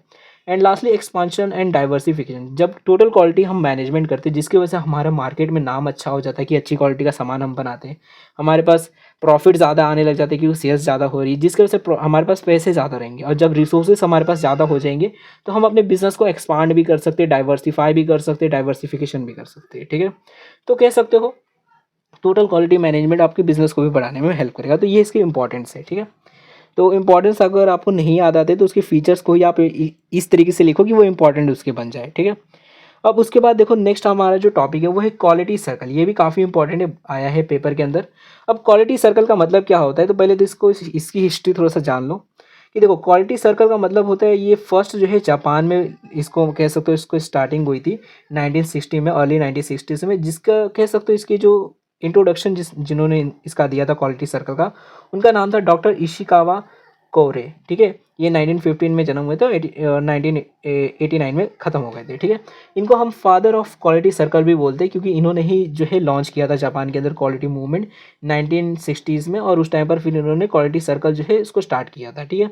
अब क्वालिटी सर्कल का मतलब क्या होता है, तो देखो क्वालिटी सर्कल और कुछ नहीं, ये कह सकते हो एक ग्रुप ऑफ पीपल होता है, एक सर्कल ऑफ पीपल होता है, एक जहाँ पर कुछ वॉलंटियर्ड एम्प्लॉयज़ होते हैं, मतलब कि वो खुद से आए रहते हैं कि हम लोग जो है एक क्वालिटी सर्कल का पार्ट बनेंगे, एंड इंस्पेक्शन करेंगे कि किस तरीके से, मतलब एनालाइज करेंगे, आइडेंटिफाई करेंगे जो भी हमारे प्रॉब्लम्स है प्रोडक्शन प्रोसेस में, वर्क एरिया में, उसको आइडेंटिफाई करेंगे और उससे किस तरीके से इंप्रूव कर सकते हैं, क्वालिटी को किस तरीके से बढ़ा सकते हैं, और क्या क्या प्रॉब्लम्स जो भी वेस्टेजेस हो रहे हैं उसको कम कैसे कर सकते हैं, ये सारे प्रॉब्लम्स के हम सॉल्यूशन बताएंगे, रिकमेंड करेंगे मैनेजमेंट को, और मैनेजमेंट फिर उस हिसाब से जो भी उन्हें अच्छा लगेगा वो करेंगे, और अगर अच्छा लगता है तो वो हमें कुछ मतलब कह सकते हो इंसेंटिव देंगे, और अगर अच्छा नहीं लगता है तो नहीं अप्लाई करेंगे, ठीक है।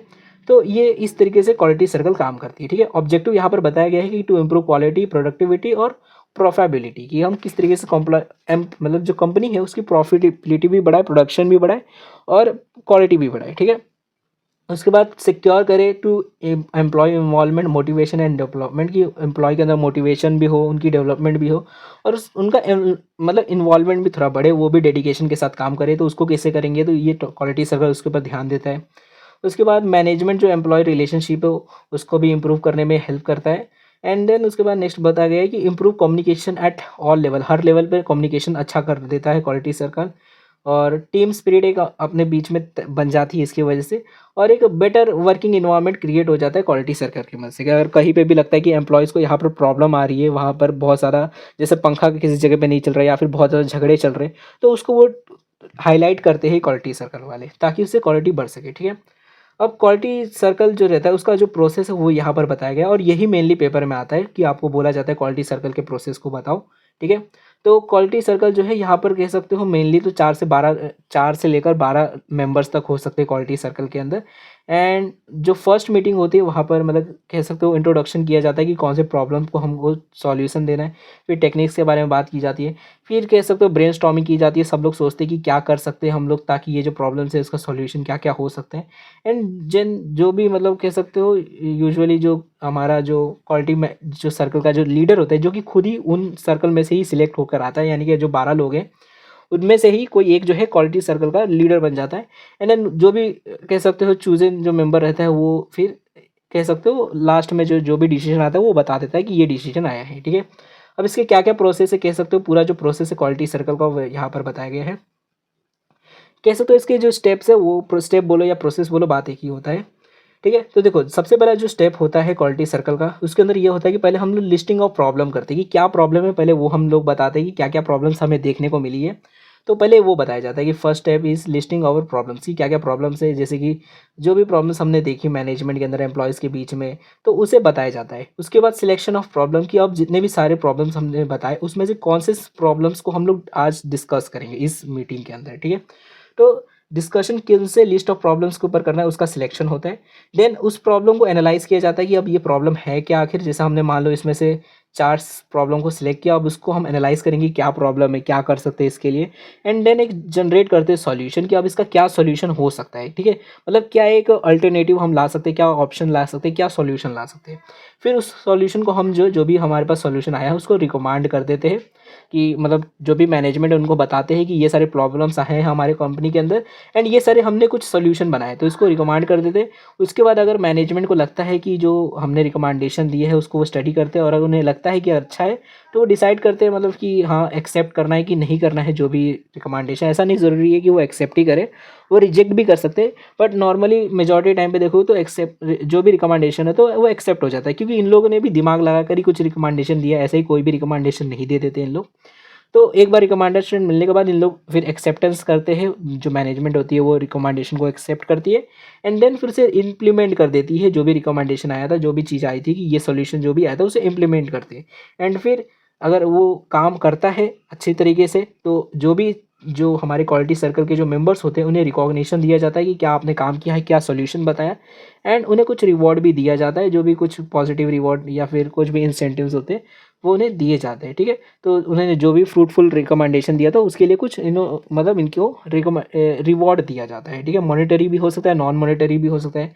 नॉन मॉनेटरी में मतलब मान लो कुछ ट्रॉफी सर्टिफिकेट दे दिए या फिर मॉनेटरी में कुछ इंसेंटिव्स दे दिए, मनी दे दिए, तो इस तरीके से रिवॉर्ड दे दिया जाता है। तो ये मतलब कह सकते हो हमारा टोटल प्रोसेस होता है। काफ़ी इजी प्रोसेस है, याद रखने को बस 2-3 बार सोचोगे तो याद हो जाएगा। पहले प्रॉब्लम सोचो, फिर उस प्रॉब्लम को सिलेक्ट करो, ठीक है। कि लिस्ट एक पहले लिस्ट बनाओ प्रॉब्लम्स की, उसके बाद उसमें से कौन सी लिस्ट को इस बार डिस्कस करेंगे उसको एक सिलेक्शन करो कि कौन से प्रॉब्लम को डिस्कस करना है, फिर उसको एनालाइज करो प्रॉब्लम को एंड देन उसकी जो सॉल्यूशन है वो बनाओ, फिर उसे रिकमेंड कर दो। रिकमेंड करने के बाद मैनेजमेंट उसको एक्सेप्ट करेगी एंड देन इम्प्लीमेंट करेगी, और अगर इम्प्लीमेंट में अच्छा हुआ तो रिवॉर्ड भी मिलेगा। तो यही पूरा मतलब इसका कह सकते हो प्रोसेस है हमारे क्वालिटी सर्कल का, ठीक है। अब नेक्स्ट जो हमारा टॉपिक है वो है ISO 9000, ठीक है। अब ISO 9000 जो है इसका फुल फॉर्म कह लो तो थोड़ा सा ये अलग है। ISO वैसे तो ISO आता है बट इसका फुल फॉर्म उल्टा ही आ जाता है कि इंटरनेशनल ऑर्गेनाइजेशन फॉर स्टैंडर्डाइजेशन, यानी IOS आ जाता है, बट इसको हम ISO ही पढ़ते हैं। तो ये क्या है, ये एक इंटरनेशनल कह सकते हो बॉडी है जो कि स्टैंडर्डाइजेशन क्वालिटी मैनेजमेंट को स्टैंडर्डाइज करता है, कि आपको ये बताता है कि आपका जो भी प्रोडक्ट है उसकी क्वालिटी अच्छी है कि नहीं है, वो ये बताता है। इसका मेन अगर सर्टिफिकेट देखोगे तो उसका नाम है ISO 9001, ठीक है। इस तरीके से मतलब ये सर्टिफिकेट का नाम है, जो कि कह सकते हो इसको ऐसे 2015 वाला सर्टिफिकेट है। पहले इससे पहले जो था वो 2008 का सर्टिफिकेट था, बट कह सकते हो उसको ही अपग्रेड करके जो नेक्स्ट जनरेशन आई वो 2015 वाली आ गई, ठीक है। तो ISO 9001 ये जो मेन सर्टिफिकेट होता है हमारा इसके मतलब क्वालिटी मैनेजमेंट के अंदर, ठीक है। तो ये क्वालिटी मैनेजमेंट दिखाता है कि आपकी जो क्वालिटी है वो अच्छी है कि नहीं है, ये सर्टिफिकेट वही दिखाता है, ठीक है। कि ISO 9000 family address various aspect of quality management and contain some ISO best known standard, की मतलब दिखाता है। इसके अंदर और भी स्टैंडर्ड्स आते हैं, जैसे ISO 9000 आता है, ISO 9004 भी आता है, बट मेन जो हमारे पास सर्टिफिकेट होता है वो 9001 वाला होता है, ठीक है। तो यही यहाँ पर बोला गया कि अलग अलग स्टैंडर्ड्स दिखाते हैं क्वालिटी के। अब ये जो स्टैंडर्ड होते हैं वो प्रोवाइड करते हैं गाइडलाइन कि कंपनी को क्या करना है और किस तरीके से करना है, ताकि आप बता सको कि आप लोग जो है क्वालिटी में काम कर रहे हो कि नहीं कर रहे हो। अगर आप वो स्टैंडर्ड्स को फॉलो करते हो तो आपको ये सर्टिफिकेट मिल जाते हैं, ठीक है। एंड ये सर्टिफिकेट पाने के लिए आप मतलब जो भी अथॉरिटीज़ होती है उनके पास जाकर आप ये सर्टिफिकेट ले सकते हो अपने प्रोडक्शन प्रोसेस और प्रोडक्ट को दिखाकर, और अगर आपको क्वालिटी अच्छी रहती है तो आपको ये सर्टिफिकेट मिल जाता है, ठीक है। एंड इसका रिकॉग्निशन रहता है कि आप लोगों को बोल सकते हो कि हमारा जो प्रोडक्ट है वो ISO सर्टिफाइड है, कि हमने हमारी जो क्वालिटी वो अच्छी है, ठीक है। अब इसके और भी चीज़ें रहती है, इसका प्रोसेस भी आपके बुक में दिया है बट वो नहीं पढ़ाऊंगा क्योंकि वो इतना भी याद रखोगे काफ़ी है, ठीक है, कि ISO सर्टिफिकेट क्या होता है, ओके। अब ISO 14,000 ये जो सर्टिफिकेट है ये अलग ही है, ठीक है। ISO 9000 जो है ये सर्टिफिकेट आपको क्वालिटी मैनेजमेंट के बारे में बताता है, एंड ISO 14,000 जो सर्टिफिकेट है यहाँ पर ये आपको कह सकते हो ये इन्वायरमेंटल मैनेजमेंट सिस्टम को दिखाता है। मतलब क्या, कि इन्वायरमेंट को आप किस तरीके से मैनेज करके चल रहे हो, मतलब कि जैसा अगर मान लो आप प्रोडक्ट बना रहे हो तो क्या आपका प्रोडक्ट इको फ्रेंडली है, क्या आपका प्रोडक्ट जो है वो इन्वायरमेंट को ज़्यादा डैमेज नहीं कर रहा है। तो अगर आप इस तरीके के प्रोडक्ट को बना रहे हो तो आपको ये सर्टिफिकेट आप ले सकते हो, तब क्या आप बोल सकते हो हमारा जो प्रोडक्ट है वो ISO 14,000 सर्टिफाइड है, मतलब इन्वायरमेंट फ्रेंडली हमारा प्रोडक्ट है। तो ये उस टाइप का एक कह सकते हो हमारा सर्टिफिकेट होता है। इसके अंदर जो मेन सर्टिफिकेट होता है वो आपका होता है ISO 14,001, 1, ठीक है। तो इसका ये सर्टिफिकेट होता है ISO 14001, जो कि आपको मिलता है तब जब आप जितने भी स्टैंडर्ड्स होते हैं इन्वायरमेंट मैनेजमेंट के वो पूरे करते हो, तब जाकर आपको ये मिलते हैं कि आप बोल सकते हो कि हमारा जो प्रोडक्ट है वो इन्वायरमेंट फ्रेंडली है और एक सस्टेनेबल प्रोडक्ट है जो कि इन्वायरमेंट को डैमेज नहीं करता है, ठीक है। तो इसको ही हम ISO 14000 बोलते हैं। अब यहाँ पर बताया गया कि इनिशियली देखोगे तो ISO 14000 जो है वो रिलीज 1996 में हुआ था, बट बाद में इसके अंदर अपडेट लाकर 2004 में जो है इसको वॉलेंटरी नेचर कर दिया गया कि ऑर्गेनाइजेशन चाहे तो ये सर्टिफिकेट ले सकते और नहीं चाहे तो नहीं भी ले सकते। ये उनके ऊपर ही है, फिक्स है कि मतलब आपको लेना है तो लो, नहीं लेना है तो मत लो, ठीक है। इसके अंदर कुछ सेट ऑफ गाइडलाइंस है जो कि ऑर्गेनाइजेशन को करने को ये बोलता है कि अगर आप ये सारे पॉलिसीज़ को फॉलो करते हो, इन्वायरमेंट के जो भी पॉलिसीज़ है, जैसे पेड़ नहीं काटने, पोल्यूशन ज़्यादा नहीं करना है, एक पर्टिकुलर लेवल तक ही आप कार्बन डाइऑक्साइड छोड़ सकते हो, ठीक है। तो ये सारे अगर आप पॉलिसीज़ को आप पूरा करते हो, प्रैक्टिसेस को करते हो, तो ऐसे टाइम पर आप ये सर्टिफिकेट ले सकते हो, ये ऑर्गेनाइजेशन ये सर्टिफिकेट ले पाएगी भी, ठीक है। अब ISO 14000 क्या, ये भी internationally agreed set of standard है जो कि हर जगह एक ही जैसा ही अप्लाई होते हैं, जहाँ पर इन्वायरमेंट मैनेजमेंट सिस्टम को फॉलो किया जाता है ऑर्गेनाइजेशन द्वारा, जहाँ पर अगर वो अच्छी तरीके से इन्वायरमेंट को कह सकते हो एक सस्टेनेबल डेवलपमेंट कर रहे हैं, सस्टेनेबल प्रोडक्ट बना रहे हैं और एक इको फ्रेंडली प्रोडक्ट बना रहे हैं, तो वहाँ पर उनको ये सर्टिफिकेट मिलता है, ठीक है। अब यहाँ पर वही लिखा गया है कि यहाँ पर जैसे यहाँ पर क्वालिटी मैनेजमेंट सिस्टम था, तो वहाँ वैसे ही यहाँ पर इन्वायरमेंट मैनेजमेंट सिस्टम होता है जो कि ऑर्गेनाइजेशन को हेल्प करता है कि वो आइडेंटिफाई कर सकते हैं, मैनेज कर सकते हैं और मोटिवेट कर सकते हैं और कंट्रोल कर सकते हैं जो भी उनका इन्वायरमेंटल इश्यूज़ है उसको, ठीक है। तो ये इन्वायरमेंट के रिलेटेड ये सर्टिफिकेट आपको मिलता है, ठीक है। यहाँ पर क्वालिटी से मतलब नहीं रहता, यहाँ पर इन्वायरमेंट से मतलब होता है कि आप अच्छे से इन्वायरमेंट को देखकर प्रोडक्शन कर रहे हो। ये नहीं कि आप जैसे आपको मान लो पेपर बनाना है तो आप पेड़ काटते जा रहे हो, आप ये देखो कि किस तरीके से आप इन्वायरमेंट फ्रेंडली प्रोडक्ट बना सकते हो, ठीक है। तो वही यहाँ पर बताया जा रहा है कि यहाँ पर इन्वायरमेंट के जो भी इश्यूज कंसर्न्स रहते हैं उसको देखकर, जैसे पॉल्यूशन हो गया, सेवेज हो गया, वेस्ट मैनेजमेंट हो गया, तो ये सारी चीज़ों को देखकर आप प्रोडक्शन करते हो। तो इन्वायरमेंट मैनेजमेंट सिस्टम जो है should be part of strategic planning process of the organization की, ये एक पार्ट होना चाहिए, ज़रूरी है, ताकि जो टॉप मैनेजमेंट है वो ये इस तरीके से प्रोएक्टिव और कमिटेड हो कि हम लोग जो है इन्वायरमेंटल परफॉर्मेंस करेंगे, ऑर्गेनाइजेशन को अच्छी तरीके से रखेंगे। और ये कह सकते हो एक सोशल इंटरेस्ट में भी काम आता है, क्योंकि सबको लगता है कि हमारी जो कंपनी है वो इको फ्रेंडली कंपनी है, तो ये थोड़ा पॉजिटिव व्यू बना देते हैं कंपनी के लिए, ठीक है। अब यहाँ पर कुछ बताया गया है कि ISO 14000 series consist the following aspect of the environment, की ये सारी चीज़ें 14000 में इन्वॉल्व इंक्लूडेड है कि इन्वायरमेंट मैनेजमेंट सिस्टम भी इसके अंदर है, environmental audit and related investigation भी इसके अंदर आता है, फिर इन्वायरमेंटल लेबल एंड डिक्लेरेशन और भी चीज़ें हैं, environmental performance evaluation, life cycle assessment और टर्म्स एंड डेफिनेशन। तो ये सारी चीज़ें हमारे ISO 14000 के अंदर इंक्लूडेड है, ठीक है। अब यहाँ पर कुछ बेनिफिट और एडवांटेजेस बताए गए हैं ISO 14000 की, इसके क्या एडवांटेज, अगर आप ये सर्टिफिकेट लेते हो तो क्या एडवांटेज आपको मिलेगा, ठीक है। उसके बाद देखो, जो सबसे पहले जो बेनिफिट है वो है कंप्लायंस विद रेगुलेटरी फ्रेमवर्क। मतलब क्या कि अगर आप ISO सर्टिफिकेट ले लेते हो, 14000 वाला सर्टिफिकेट ले लेते हो, तो ये दिखाता है कि जितने भी आपकी जो कंपनीज है, जितने भी इन्वायरमेंट से जो रिलेटेड लॉस है, रिलेटेड लॉस जितने भी है, उसको आप पूरा कर रहे हो, कंप्लायंस उसके साथ कर रहे हो, ठीक है। तो ये दिखाता है। तो पहली बात तो आप जितने भी रेगुलेटरी जो भी लॉस है, फ्रेमवर्क है, उनको आप कंप्लायंस कर पाते हो, उन्हें फॉलो कर पाते हो अगर आपके पास ये सर्टिफिकेट है। उसके बाद दूसरा, ऑप्टिमल यूज़ ऑफ रिसोर्सेज, आप अच्छी तरीके से रिसोर्सेज का इस्तेमाल करते हो, वेस्टेज नहीं करते हो। रिसोर्सेज का वेस्टेज नहीं होगा तो मतलब कह सकते हो प्रोडक्टिविटी एक टाइप से बढ़ेगी ही आपकी कंपनी की। तो ये काफ़ी ज़्यादा एक ऑप्टिमम लेवल रिसोर्सेज का यूटिलाइजेशन अच्छे से हो पाता है अगर आप ISO सर्टिफिकेट लेते हो। उसके बाद तीसरा होता है कि इंक्रीज इन प्रॉफिट। अब क्योंकि आप कम रिसोर्सेज में ज़्यादा चीज़ें बना रहे हो तो उसकी वजह से प्रोडक्टिविटी बढ़ती है, और प्रोडक्टिविटी और एफिशिएंसी भी बढ़ने की वजह से आपकी कह सकते हो किस तरीके, और क्वालिटी भी बढ़ेगी, और क्वालिटी बढ़ेगी तो आपके सेल्स भी बढ़ेंगे, और सेल्स बढ़ेगा तो अल्टीमेटली आपका प्रॉफिट भी बढ़ जाता है। तो कह सकते हो ये जो सर्टिफिकेट है ये आपकी हेल्प करता है प्रोडक्टिविटी और एफिशिएंसी को बढ़ाने में, जिसकी वजह से आपका जो कह सकते हो आउटपुट है वो बढ़ जाता है, एंड उससे आपके सेल्स और प्रॉफिट भी बढ़ जाते हैं, ठीक है। उसके बाद दूसरा जो फोर्थ पॉइंट है वो है कॉर्पोरेट इमेज। क्योंकि आपके पास ये सर्टिफिकेट है तो आप आपकी एक गुडविल मार्केट में क्रिएट हो जाती है कस्टमर के माइंड में कि आप जो है एक ऐसी कंपनी हो जो कि इको फ्रेंडली या फिर कह सकते हो इन्वायरमेंट फ्रेंडली प्रोडक्ट को बनाता है, ठीक है। तो एक कॉर्पोरेट इमेज आपकी क्रिएट होती है। उसके बाद पाँचवा होता है कॉम्पिटिटिव एडवांटेज, क्योंकि आपके कॉम्पिटिटर्स ने अगर ये सर्टिफिकेट नहीं लिया है बट आपने ले लिया है तो आपको एक एडवांटेज मिल जाता है, उनसे आगे बढ़ जाते हो, ठीक है। क्योंकि आपका पहली बात तो कॉस्ट कम हो ही रहा है क्योंकि आप रिसोर्सेज को अच्छे से इस्तेमाल कर रहे हो, साथ ही में आपको एक गुडविल भी मिल रही है, तो इसकी वजह से आप उनसे आगे बढ़ पाते हो, एक एडवांटेज आपको मिलता है। उसके बाद सिक्स्थ जो पॉइंट होता है वो होता है बेटर रिलेशन, कि मतलब गवर्नमेंट के साथ हो गया या फिर एम्प्लॉयज़ के साथ हो गया, सबके साथ आपका रिलेशनशिप अच्छा हो जाता है, क्योंकि आप देखो जो रूल्स एंड रेगुलेशन को क्योंकि आप फॉलो कर रहे हो, तो आप गवर्नमेंट के साथ कोई भी मतलब पंगा नहीं ले रहे हो क्योंकि सारी चीज़ों को आप फॉलो कर रहे हो। एंड एम्प्लॉयज़ भी खुश है क्योंकि उनके लिए भी आप अच्छे से काम करवा रहे हो। तो ऐसे टाइम पर जो है सब लोग कह सकते हो रिलेशनशिप सबके साथ अच्छा हो जाता है हमारा। एंड नेक्स्ट होता है increase in share holder wealth, क्योंकि हम एफिशिएंटली सारी चीज़ों को इस्तेमाल कर रहे हैं, हमारा सेल्स इंक्रीज हो रहा है, प्रॉफिट इंक्रीज हो रहा है, तो उसकी वजह से जो शेयर होल्डर्स हैं उनको हम डिविडेंड भी ज़्यादा दे पाते हैं और उनकी वेल्थ को भी हम इंक्रीज कर पाते हैं। तो जो कि अल्टीमेट एम होता है किसी भी बिजनेस का, कि इंक्रीज करना शेयर होल्डर का वेल्थ, वो भी हम कर पाते हैं इस सर्टिफिकेट लेने की वजह से। And lastly ease in obtaining fund, और फ्यूचर में अगर हमें फ़ंड लेने की ज़रूरत पड़ जाए किसी ऑर्गेनाइजेशन से, किसी एजेंसी से, या फिर हमारी जो रेटिंग है मतलब क्रेडिट रेटिंग है उसको भी काफ़ी हद तक जो है ये थोड़ा सर्टिफिकेट जो है वो थोड़ा बहुत हमारी क्रेडिबिलिटी को थोड़ा बढ़ा देता है। ये दिखाता है कि हम लोग एक ऐसे कंपनी है जो इको फ्रेंडली प्रोडक्ट को बनाते हैं, हम लोग ये सर्टिफाइड है, मतलब क्या कि हम लोग जो है हमारी जो क्वालिटी है प्रोडक्ट का वो अच्छी तरीके से हम मैनेज करके रखते हैं, हम वेस्टेज नहीं करते, तो मतलब प्रॉफिट हमारे ज़्यादा ही है।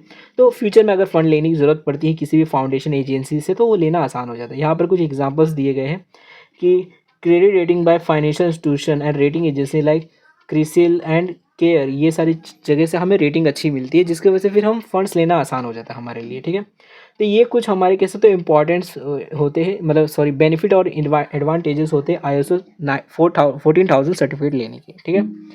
उसके बाद नेक्स्ट जो टॉपिक है वो है meaning and objective of inventory management, जो कि इंपॉर्टेंट है, ये आ सकता है पेपर के अंदर। अब क्या मतलब होता है इन्वेंट्री मैनेजमेंट का और इसका क्या कह सकते हो ऑब्जेक्टिव है, यहाँ पर बताया गया है। तो यहाँ पर देखो बोला गया है कि it is a process of planning and controlling inventory, कि मतलब इसका मतलब ये होता है कि इन्वेंट्री को हम कितना रखना है, उसको कैसे रखना है, तो उसका जो प्लानिंग और कंट्रोलिंग है इन्वेंट्रीज का, उसी को हम इन्वेंट्री मैनेजमेंट बोलते हैं, ठीक है। अब इन्वेंट्री का मतलब क्या होता है, तो इन्वेंट्री का मतलब होता है कोई भी आइटम जो कि हमने स्टॉक करके रखा है सेल करने के लिए, बेचने के लिए, या फिर उसको एज ए रॉ मटेरियल हमने रखा है प्रोडक्शन प्रोसेस में इस्तेमाल करने के लिए। तो इन्वेंट्री ऑल्सो ऐसा भी हो सकता है, कोई टूल हो गया, स्पेयर पार्ट्स हो गए, या फिर कोई भी चीज़ हो गई, कोई भी हमने सामान रखा हुआ है अपने स्टोरेज के अंदर, तो उसको हम इन्वेंट्री बोलते हैं, ठीक है। अब inventory are held for various reason, की काफ़ी सारे रीजंस की वजह से हो सकता है, और इसका मेन ऑब्जेक्टिव जो होता है हमारे इन्वेंट्री मैनेजमेंट का, ये कुछ मेन ऑब्जेक्टिव्स है कि सबसे पहला to achieve economy in buying, कि मतलब हम लोग क्या करते हैं कि अगर मान लो हमारे पास बड़ा वेयर हाउस है तो हम लोग क्या सोचते हैं कि एक काम करते हैं, हम एक ही बार में लार्ज क्वांटिटी में बल्क में खरीद लेते हैं क्योंकि हमें सस्ते में प्रोडक्ट मिलेगा, ठीक है। तो ये जो इन्वेंट्री हमारा मैनेजमेंट जो ये एनेबल करता है फर्म को to achieve economy in purchasing, मतलब क्या है कि हम परचेस ज़्यादा बल्क में करेंगे तो हमें सस्ते में चीज़ें मिल जाएगी और हमें इकोनॉमिकली काफ़ी ज़्यादा बेनिफिट मिलेगा, मतलब सस्ते में चीज़ें मिल जाएगी, डिस्काउंट में चीज़ें मिल जाएगी, ठीक है। तो ये मतलब कह सकते हो काफ़ी बेनिफिट होता है कि अगर बल्क में खरीदोगे तो आपको सस्ते में मिल जाएगा, डिस्काउंट काफ़ी हैवी हैवी मिलते हैं, ट्रेड डिस्काउंट, कैश डिस्काउंट, ये सारी चीज़ें आपको मिल जाती है। तो एक इकोनॉमी इन बाइंग आपको मिल जाता है, मतलब आपको इकोनॉमिकली बेनिफिट मिल जाता है खरीदने में रॉ मटेरियल्स को, ठीक है। उसके बाद दूसरा इसका ऑब्जेक्टिव होता है to overcome seasonal fluctuation in supply, कि मतलब हो सकता है कि किसी सीजन में आपको कोई प्रोडक्ट का सप्लाई कम हो जाए और उसके वजह से आपको ज़्यादा पैसे देने पड़े, तो ये जो फ्लक्चुएशन आ रही है इसको आप मैनेज कर पाते हो, ओवरकम कर पाते हो। अगर मान लो किसी सीज़न में वो बहुत ज़्यादा मिल रहा है, सस्ते में मिल रहा है, तो आप उस सीज़न में उससे ज़्यादा खरीद लेते हो उस मटेरियल को, ताकि बाद में जब वो महंगे में मिले तो आपको खरीदना ना पड़े, ठीक है। तो ओवरकम सीजनल जो फ्लक्चुएशन उसको आप ओवरकम कर पाते हो सप्लाई का। उसके बाद नेक्स्ट होता है to enable smooth flow of production, की प्रोडक्शन में अगर मान लो इन्वेंट्री जो है अगर हमने अच्छा खासा रखा हुआ है, प्रोडक्ट को रखा है, रॉ मटेरियल अच्छा खासा रखा है, तो प्रोडक्शन प्रोसेस में प्रोडक्ट जो मतलब रॉ मटेरियल कम नहीं पड़ेगा, जिसकी वजह से कह सकते हो प्रोडक्शन जो है स्मूथली चलते रहेगा, वो रुकेगा नहीं कभी भी, क्योंकि आपके पास स्टॉक जो है वो पड़ा हुआ है, रॉ मटेरियल पड़ा हुआ है, तो मतलब शॉर्टेज नहीं पड़ेगी, जिसकी वजह से प्रोडक्शन जो है वो अनइंटरप्टेड रहेगा, चलते रहेगा स्मूथली। फोर्थ जो ऑब्जेक्टिव रहता है इन्वेंट्री रखने का वो होता है टू अचीव ऑपरेशनल एफिशिएंसी, कि आपकी ऑपरेशनल एफिशिएंसी हो, यानी कि जो भी आपकी इन मतलब सामान मतलब कह सकते हो प्रोडक्शन जो भी प्रोसेस है मैन्युफैक्चरिंग है वो उसके अंदर एफिशिएंसी आ जाए कि कहीं पे भी मतलब रुकना ना पड़े, मेनली वही चीज़ है, ठीक है। अब scientific inventory management is required so that neither excess stock nor shortage affect the operation efficiency. अब ऐसा मतलब यहाँ पर बोला गया है कि हमें जो इन्वेंट्री है वो साइंटिफिक मैनेजमेंट की तरीके से करनी है, मतलब कि ज़्यादा भी हमें स्टॉक को नहीं रखना है जिसकी वजह से हमें एक्स्ट्रा ही पैसा देने पड़ रहे हैं उस इन्वेंट्री को स्टोर करने के लिए, और कम भी नहीं रखना है ताकि हमें शॉर्टेज ना पड़े। तो इस तरीके से हमें बैलेंस में स्टॉक को रखने का है ताकि सारी चीज़ें अच्छी तरीके से रहे, ठीक है। तो वो यहाँ पर बताया गया है। नेक्स्ट यहाँ पर है to enable prompt delivery of good. अगर हम चाहते हैं कि गुड्स जो है वो सही टाइम पर डिलीवर हो जाए तो उसको अच्छी तरीके से इन्वेंट्री में मैनेज करके रखना पड़ेगा, तभी जाकर हमारे पास मतलब इनफ जो गुड्स है वो अवेलेबल रहेंगे ताकि जब भी अगर कोई भी डिलीवरी आई तो हम दे पाएंगे, ठीक है। तो डिलीवरी अच्छी तरीके से हो सके तो हमें उतना इन्वेंट्री में बनाकर रखना पड़ेगा, advance amount of finish good stock जो है वो अच्छे से रखना पड़ेगा, ठीक है। उसके बाद सिक्स्थ जो है टू अवॉइड इमरजेंसी ऑर्डर, कि अगर मान लो अचानक से कोई इमरजेंसी ऑर्डर आ जाता है और हमारे पास अगर रॉ मटेरियल अच्छा खासा रखा हुआ है तो हम उस इमरजेंसी ऑर्डर को भी पूरा कर पाते हैं। बट अगर हमारे पास अच्छा खासा रॉ मटेरियल नहीं रखा हुआ है तो फिर वो इमरजेंसी ऑर्डर हमसे हो सकता है मिस हो सकता है या फिर छूट सकता है। तो ऐसे टाइम पर ये ना हो तो उसके लिए इन्वेंट्री मैनेजमेंट ज़रूरी है। उसके बाद सेवन्थ जो है टू जनरेट क्वालिटी आउटपुट। अगर हम चाहते हैं कि क्वालिटी आउटपुट मिले तो उसके लिए इन्वेंट्री मैनेजमेंट जो है ये काफ़ी ज़्यादा इंपॉर्टेंट रहता है, क्योंकि ये हमें बताता है कि कैसे मतलब ज़्यादा बल्क में खरीदेंगे तो हमें सस्ते दामों में है मतलब purchase of right quality end of input, कि हम अच्छी क्वालिटी का जो प्रोडक्ट है वो सस्ते दामों में खरीद सकेंगे, जिसके वजह से कह सकते हो कि हमारा कॉस्ट कम होगा, और कॉस्ट कम होगा तो हमें क्वालिटी मिलेगी, कम कॉस्ट में हम जितने भी मतलब कस्टमर की जो नीड्स है वो सेटिस्फाई कर पाएंगे। तो क्वालिटी आउटपुट किस तरीके से आ पाएगा इसकी मदद से।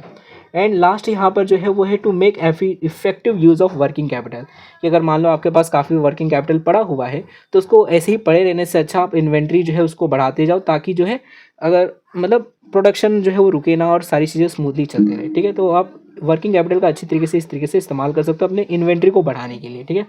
कि this is because inventory management enable the यहाँ पर क्या लिखा हुआ है कि maintain the right amount of material part, और जो भी स्पेयर पार्ट्स होते हैं या फिर जो भी चीज़ें रहती है उसको आप अच्छी तरीके से मेंटेन कर पाते हो अगर आपके पास अच्छा खासा वर्किंग कैपिटल रहता है तो, ठीक है। तो वही लिखा है कि आपको ओवर स्टॉकिंग अवॉइड करनी है, और वर्किंग कैपिटल को ऐसा नहीं कि ब्लॉक करके रखना है, बहुत ज़्यादा एक्सेस इन्वेंट्री आपको नहीं रखनी है, आपको जितना चाहिए उतना ही रखना है, ठीक है। अब यहाँ पर कुछ मेथड्स बताए गए हैं इन्वेंट्री मैनेजमेंट की, कि आप इन्वेंट्री को किस तरीके से मैनेज कर सकते हो, क्लासीफाई कर सकते हो, अच्छी तरीके से रख सकते हो ताकि आपको बाद में उसे लेना आसान हो जाए, ठीक है। तो यहाँ पर ये कुछ मेथड्स हैं इन्वेंट्री को मैनेज करने के। जैसे पहला जो मेथड है वो है ABC क्लासिफिकेशन, कि आप प्रोडक्ट को जो है ABC कैटेगरी में डिवाइड कर सकते हो। कि जैसे अगर मान लो कोई हाई वैल्यू मेथड प्रोडक्ट है, रॉ मटेरियल या फिर कोई भी मतलब ऐसा प्रोडक्ट है जो कि मतलब कह सकते हो item are highly valued and therefore low quality to be maintained, कि मतलब कि अगर कोई प्रोडक्ट है ऐसा जो कि बहुत सारा हाई क्वालिटी का है, अच्छा महंगा भी है मान लो, तो उसको जो है हम थोड़ा कम क्वांटिटी में स्टोर करेंगे, क्योंकि काफ़ी महंगा है, थोड़ा कम ही रखेंगे। जैसे मान लो इसको हम 10 ही क्वांटिटी रख रहे हैं ए क्लास वाले में, ठीक है। ये अच्छी क्वालिटी का जो प्रोडक्ट है जो महंगा है थोड़ा, तो उसकी लो क्वांटिटी को मेंटेन करेंगे। अगर बी क्लास की बात करें तो ये मॉडरेट होता है, मॉडरेट वैल्यू होता है, तो इसके लिए भी हम जो है मॉडरेट क्वांटिटी को ही मेंटेन करेंगे, यानी जैसे मान लो इसके लिए 50 क्वांटिटी हमने मेंटेन की है। और अगर कोई सी क्लास का आइटम है जो कि काफ़ी सस्ता है, लो वैल्यू का है, लो क्वालिटी का है, तो ऐसे टाइम पर उसकी हम हाई क्वांटिटी को मेंटेन करेंगे, जैसे इसके 100 मान लो हमने रख लिए, तो इस तरीके से हम उसकी क्लास के हिसाब से उसकी क्वांटिटी जो है वो मैनेज करेंगे, मेंटेन रखेंगे अपने इन्वेंट्री के अंदर। अगर ए क्लास का है तो कम रखेंगे, अगर बी क्लास का है तो मॉडरेट में रखेंगे, और सी क्लास का है तो बहुत रखेंगे, ठीक है, ज़्यादा रखेंगे, हाई क्वांटिटी रखेंगे। तो यही यहाँ पर बताया गया है कि strict control is maintained in a class की, मतलब जो ए क्लास वाले जो आइटम्स होते हैं क्योंकि ये हाई वैल्यू होते हैं तो यहाँ पर स्ट्रिक्ट कंट्रोल रखा जाता है, अच्छे तरीके से रिसिप्ट और सारी चीज़ें देखी जाती है कि मतलब प्रोडक्ट अच्छे से रखा हुआ है कि नहीं। वेराज जो हमारा सी वाला है उसके अंदर उतना भी मतलब ज़्यादा नहीं देखा जाता है, सिंपली जो भी सामान है लार्ज ऑर्डर में रख लिया जाता है और बाद में जब भी ज़रूरत रहती है निकाला जाता है, ठीक है। तो उसके ऊपर उतना रिकॉर्ड नहीं रखा जाता है सी वाले में, ठीक है। उसके बाद नेक्स्ट जो मेथड है वो है हाई, मीडियम एंड लो। जैसे ABC में रहता था वैसे ही कि आप जो हाई क्वालिटी वाले जो मतलब जो महंगे वाले ज़्यादा जो प्रोडक्ट्स होते हैं, जो आइटम्स है, उनको हाई वाले में रखोगे, हाई क्लासिफिकेशन में रखोगे, मीडियम में मीडियम और लो वाले में लो में रखोगे, ठीक है। इसके अंदर में मतलब 3 क्लासिफिकेशन आप कर दो। जैसे यहाँ पे एग्जांपल दिया गया है कि मतलब उसकी डिसेंडिंग ऑर्डर वैल्यू में रखोगे, जो भी उसकी यूनिट वैल्यू है कि एक कोई प्रोडक्ट है जो 5,000 का है तो उसको हाई वैल्यू पे रखोगे, कोई प्रोडक्ट है जो मान लो जैसे कि 3,500 का है तो उसको मीडियम में रखो, और कोई प्रोडक्ट है 2,000 का है तो उसको लो पे रखोगे। तो उसकी प्राइस के हिसाब से आप एक रेंज बना दोगे कि इतने प्राइस वाला हाई और इतने प्राइस वाला मीडियम और इतने प्राइस वाला लो रहेगा। तो वो एक रेंज बनाकर आप उसको उस हिसाब से क्लासीफाई कर सकते हो उस इन्वेंट्री को, ठीक है। तो वही यहाँ पर हाई मीडियम और लो क्लासिफिकेशन है, इसकी मतलब यूनिट वैल्यू के हिसाब से आप उसे डिवाइड करोगे, क्लासीफाई करोगे। उसके बाद तीसरा जो यहाँ पर मेथड है वो है वाइटल, असेंशियल एंड डिजायरेबल, ठीक है, क्लासिफिकेशन। तो ये भी वैसा ही है, इसके अंदर भी आप 3 क्लासिफिकेशन करते हो। ऐसे प्रोडक्ट जो वाइटल है, बहुत ज़्यादा इंपॉर्टेंट है, तो in case of vital inventory high stock रखा जाएगा। जो मतलब वाइटल का मतलब जो बहुत ज़्यादा इंपॉर्टेंट इन्वेंट्रीज है, जो बहुत ज़्यादा ज़रूरी है, तो वो ज़्यादा स्टॉक करेंगे हम लोग क्योंकि ज़्यादा काम आने वाले हैं। असेंशियल मतलब कि जो काम आते ही है तो उसको मॉडरेट में रखेंगे, एंड जो डिज़ायरेबल है यानी कभी कभी काम आते हैं, रेयरली काम आते हैं, तो उनको हम लो स्टॉक रखेंगे, ठीक है। मतलब कि ज़्यादा नहीं मेंटेन करेंगे, थोड़ा सा ही रखेंगे, ठीक है। तो डिज़ायरेबल मतलब कि कभी कभार काम आते हैं। वैसे ही यहाँ पर नेक्स्ट जो है वो है fast moving, slow moving and non moving. कि मतलब अगर हमारे पास कोई ऐसा इन्वेंट्री है, जैसे यहाँ पर बताया गया है कि फास्ट मूविंग में हम लोग उन इन्वेंट्रीज़ को रखेंगे जो कि रेगुलरली मतलब काम आते रहते हैं, रोज़ का काम है उसका, ठीक है। तो फास्ट मूविंग है, हमेशा काम आता है, रोज़ काम आता है, तो उसके स्टॉक को हम ज़्यादा रखेंगे। स्लो मूविंग मतलब कि ये रिक्वायर रहता है बट ओकेजनली रहता है, कभी कभार रहता है, तो इसके वो थोड़ा बहुत इसका भी हम लोग रखेंगे स्टॉक। एंड जो नॉन मूविंग होते हैं, जो मतलब रेयरली कभी इस्तेमाल किए जाते हैं, बहुत बाई चांस ही कभी इस्तेमाल होते हैं, तो ऐसे जो आइटम्स रहेंगे उनको हम बहुत कम क्वांटिटी में, जैसे मान लो कि कोई स्पेयर पार्ट है किसी प्रोडक्ट का, ठीक है, कोई मशीन का, तो बाई चांस किसी किस्मत ख़राब रही तो कोई मशीन का स्पेयर का मतलब जो पार्ट है वो ख़राब होता है, नहीं तो नॉर्मली चलते जाता है पूरे साल भर। तो ऐसे टाइम पर सिर्फ हम 1-2 स्पेयर पार्ट ही रखेंगे, ऐसा नहीं कि पूरा एक 4-5 डब्बा रखेंगे हम लोग, ठीक है। तो 1 ही 2 स्पेयर पार्ट रखेंगे। तो ऐसे जो नॉन मूविंग आइटम्स होते हैं जो कि रेयरली कभी इस्तेमाल किए जाते हैं, तो उनके हम बहुत कम जो है क्वांटिटी अपने पास इन्वेंट्री में रखेंगे, ठीक है। उसके बाद नेक्स्ट जो होता है वो होता है इकोनॉमिक ऑर्डर क्वांटिटी। अब ये क्या होता है, तो इसके अंदर हम लोग क्या करते हैं, एक fixed order quantity of material जो रहता है वो ऑर्डर करते हैं when the stock on hand reach the री ऑर्डर पॉइंट। मतलब क्या कि देखो, इकोनॉमिक ऑर्डर क्वांटिटी का मतलब क्या होता है कि हम लोग एक लिमिट बना देते हैं कि जैसा मान लो ये हमारी इन्वेंट्री है, एंड इन्वेंट्री के अंदर हमने एक लिमिट पॉइंट बना दिया है कि अगर हमारी जो इन्वेंट्री है वो इससे कम हो गई, इस पॉइंट से कम हो गई, तो हम लोग वापस से ऑर्डर करेंगे। मतलब कि हमारे जैसे मान लो 100 टोटल है, अब 100 से अगर 50 हो गई तो हम लोग वापस से री ऑर्डर करेंगे, वापस से इन्वेंट्री को मंगवाएंगे, ठीक है। तो ये पॉइंट री ऑर्डर पॉइंट बना देते हैं हम लोग, और अगर उस री ऑर्डर पॉइंट को टच कर देते हैं, हमारी इन्वेंट्री उससे कम हो जाती है, तो हम लोग वापस से ऑर्डर करते हैं, ठीक है। तो ये इकोनॉमिक ऑर्डर क्वांटिटी मेथड हो जाता है। उसके बाद दूसरा होता है मटेरियल रिक्वायरमेंट प्लानिंग, ठीक है। अब इसके अंदर क्या होता है, तो इस टेक्निक्स में हम लोग प्लान करते हैं कि मतलब कितना मटेरियल लगेगा अलग अलग लेवल ऑफ प्रोडक्शन के अंदर। मतलब मटेरियल रिक्वायरमेंट प्लानिंग की जितना मटेरियल लगे उस हिसाब से हम इन्वेंट्री को रखते हैं। देयरफॉर ये जो टेक्निक है ये बहुत इन्वेंट्री कंट्रोल भी करता है और शेड्यूलिंग ऑफ मटेरियल भी करता है कि कब तक कितना मटेरियल लगने वाला है, उस हिसाब से हम मटेरियल को स्टोर कर रखते हैं। ऐसा नहीं कि एक ही बार में पूरा मटेरियल स्टोर करके रखते हैं। जैसे मान लो अभी 1 महीने में इतना प्रोडक्शन होने वाला है, तो उस हिसाब से उतना ही हम मटेरियल रखेंगे। हम ऐसा नहीं कि पूरे साल भर का प्रोडक्शन का मटेरियल एक ही बार में इकट्ठा करके रखेंगे, ठीक है। तो ये मटेरियल रिक्वायरमेंट प्लानिंग होता है कि जितनी रिक्वायरमेंट होती है प्लानिंग के हिसाब से, उस हिसाब से हम लोग मटेरियल को रखते हैं। उसके बाद नेक्स्ट जो होता है वो होता है just in time method technique. जैसे मैंने आपको बताया था कि जस्ट इन टाइम का मतलब होता है जहाँ पर हम कोई भी इन्वेंट्री रखते ही नहीं है, जैसे जैसे हमें ज़रूरत पड़ते जाती है वैसे वैसे हम सप्लायर से मंगवाते जाते हैं इन्वेंट्री को, मतलब रॉ मटेरियल को, और अपना काम करते जाते हैं। यहाँ पर हम इन्वेंट्री रखते ही नहीं है। जस्ट इन टाइम का मतलब जैसे ही ज़रूरत पड़ती है वैसे ही हम इन्वेंट्री बना देते हैं, मतलब सामान मंगवा लेते हैं। तो exact required amount of inventories purchased और organised as and when required, कि जब जरूरत पड़ती है तभी मंगवा लेते हैं हम उतना। तो ये जो मतलब यहाँ पर कह सकते हो, ये ज़रूरी है कि जो फॉर्म है उसका सप्लायर के साथ कुछ स्पेशल टाई अप हो कि जब मांगे तब वो दे दे, तभी जाकर आप इसका इस्तेमाल कर सकते हो, वरना आपको इन्वेंट्री रखनी पड़ेगी। नहीं तो आप मांगोगे और सप्लायर बोल दे कि है ही नहीं, तो कहाँ से देंगे, ठीक है। तो ये प्रॉब्लम नहीं आनी चाहिए। तो इसके अंदर ये है। एंड देन 8वां और जो लास्ट हमारा जो मेथड है इन्वेंट्री मैनेजमेंट का, वो है मैक्सिमम मिनिमम सिस्टम, ठीक है। कि मैक्सिमम मिनिमम सिस्टम है, मतलब ये एक सिस्टम बना देते कि हम कितना मैक्सिमम इन्वेंट्री अपने पास रख सकते हैं। एक हम बना देते कि जैसे मैक्स टू मैक्स अगर हमें रॉ मटेरियल रखना है तो हम 250 जो है इतना ही मटेरियल रखेंगे, और मिनिमम कम से कम हमारे पास जो है 50 मटेरियल तो होना ही चाहिए। तो अब इसके बीच में ही हम रखेंगे। जैसे ही अगर 250 हो जाता है तो हम लोग अपना इन्वेंट्री खरीदना बंद कर देते, एंड जैसे ही अगर 50 से कम होने लग जाता है तो हम इन्वेंट्री को ज़्यादा से ज़्यादा खरीदने चालू करते थे, ठीक है। तो एक मैक्सिमम और एक मिनिमम बना देते हैं हम लोग सिस्टम की, कितना कम से कम और कितना ज़्यादा से ज़्यादा हम लोग को मतलब ऑप्टिमम लॉट साइज़ कितना रखना है इन्वेंट्री का, ये हम लोग डिसाइड कर देते हैं इस टेक्निक के अंदर। तो यहाँ पर हमारा ये जो मेथड ऑफ इन्वेंट्री मैनेजमेंट है वो फिनिश हो जाता है। अब इसके बाद देखो एक और टॉपिक है जो कि बार बार पेपर में पूछा गया बहुत बार, इसलिए मैं आपको बता दे रहा हूँ। मेरे बुक में तो नहीं हो सकता, आपके बुक में होगा, कि difference between production and productivity, ठीक है, कि क्या डिफरेंस होता है प्रोडक्शन और प्रोडक्टिविटी के बीच में। तो यहाँ पर दो मेनली मतलब यहाँ पर जो पॉइंट्स है वो मैं आपको बता दे रहा हूँ, ठीक है।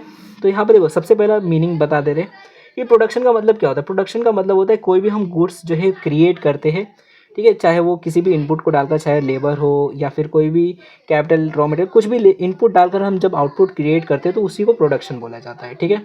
उस क्रिएशन को प्रोडक्शन बोला जाता है, चाहे वो गुड्स हो सर्विस हो।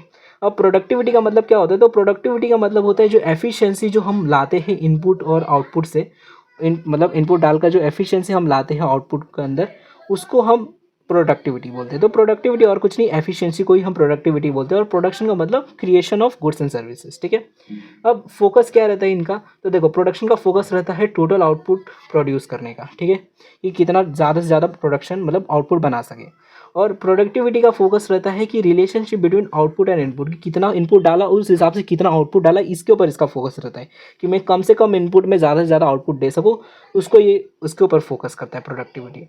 मेजरमेंट की बात करें तो जो हमारा कह सकते हो प्रोडक्शन है वो एब्सोल्यूट टर्म में मेज़र होता है कि टोटल हमने कितना प्रोड्यूस किया, टोटल यूनिट कितनी बनाई हमने, तो इसके ऊपर कैलकुलेशन होती है। और वहीं पे प्रोडक्टिविटी जो है एक रिलेटिव टर्म है, क्योंकि इसके अंदर हम लोग ये नहीं कैलकुलेटेड टोटल कितना कैलकुलेट किया, इसके अंदर हम ये देखते हैं कि कितने कम यूनिट में हमने कितना ज़्यादा कैलकुलेट कर दिया, ठीक है। तो यहाँ पर एक रेशो, एक परसेंटेज हम निकालते प्रोडक्टिविटी का।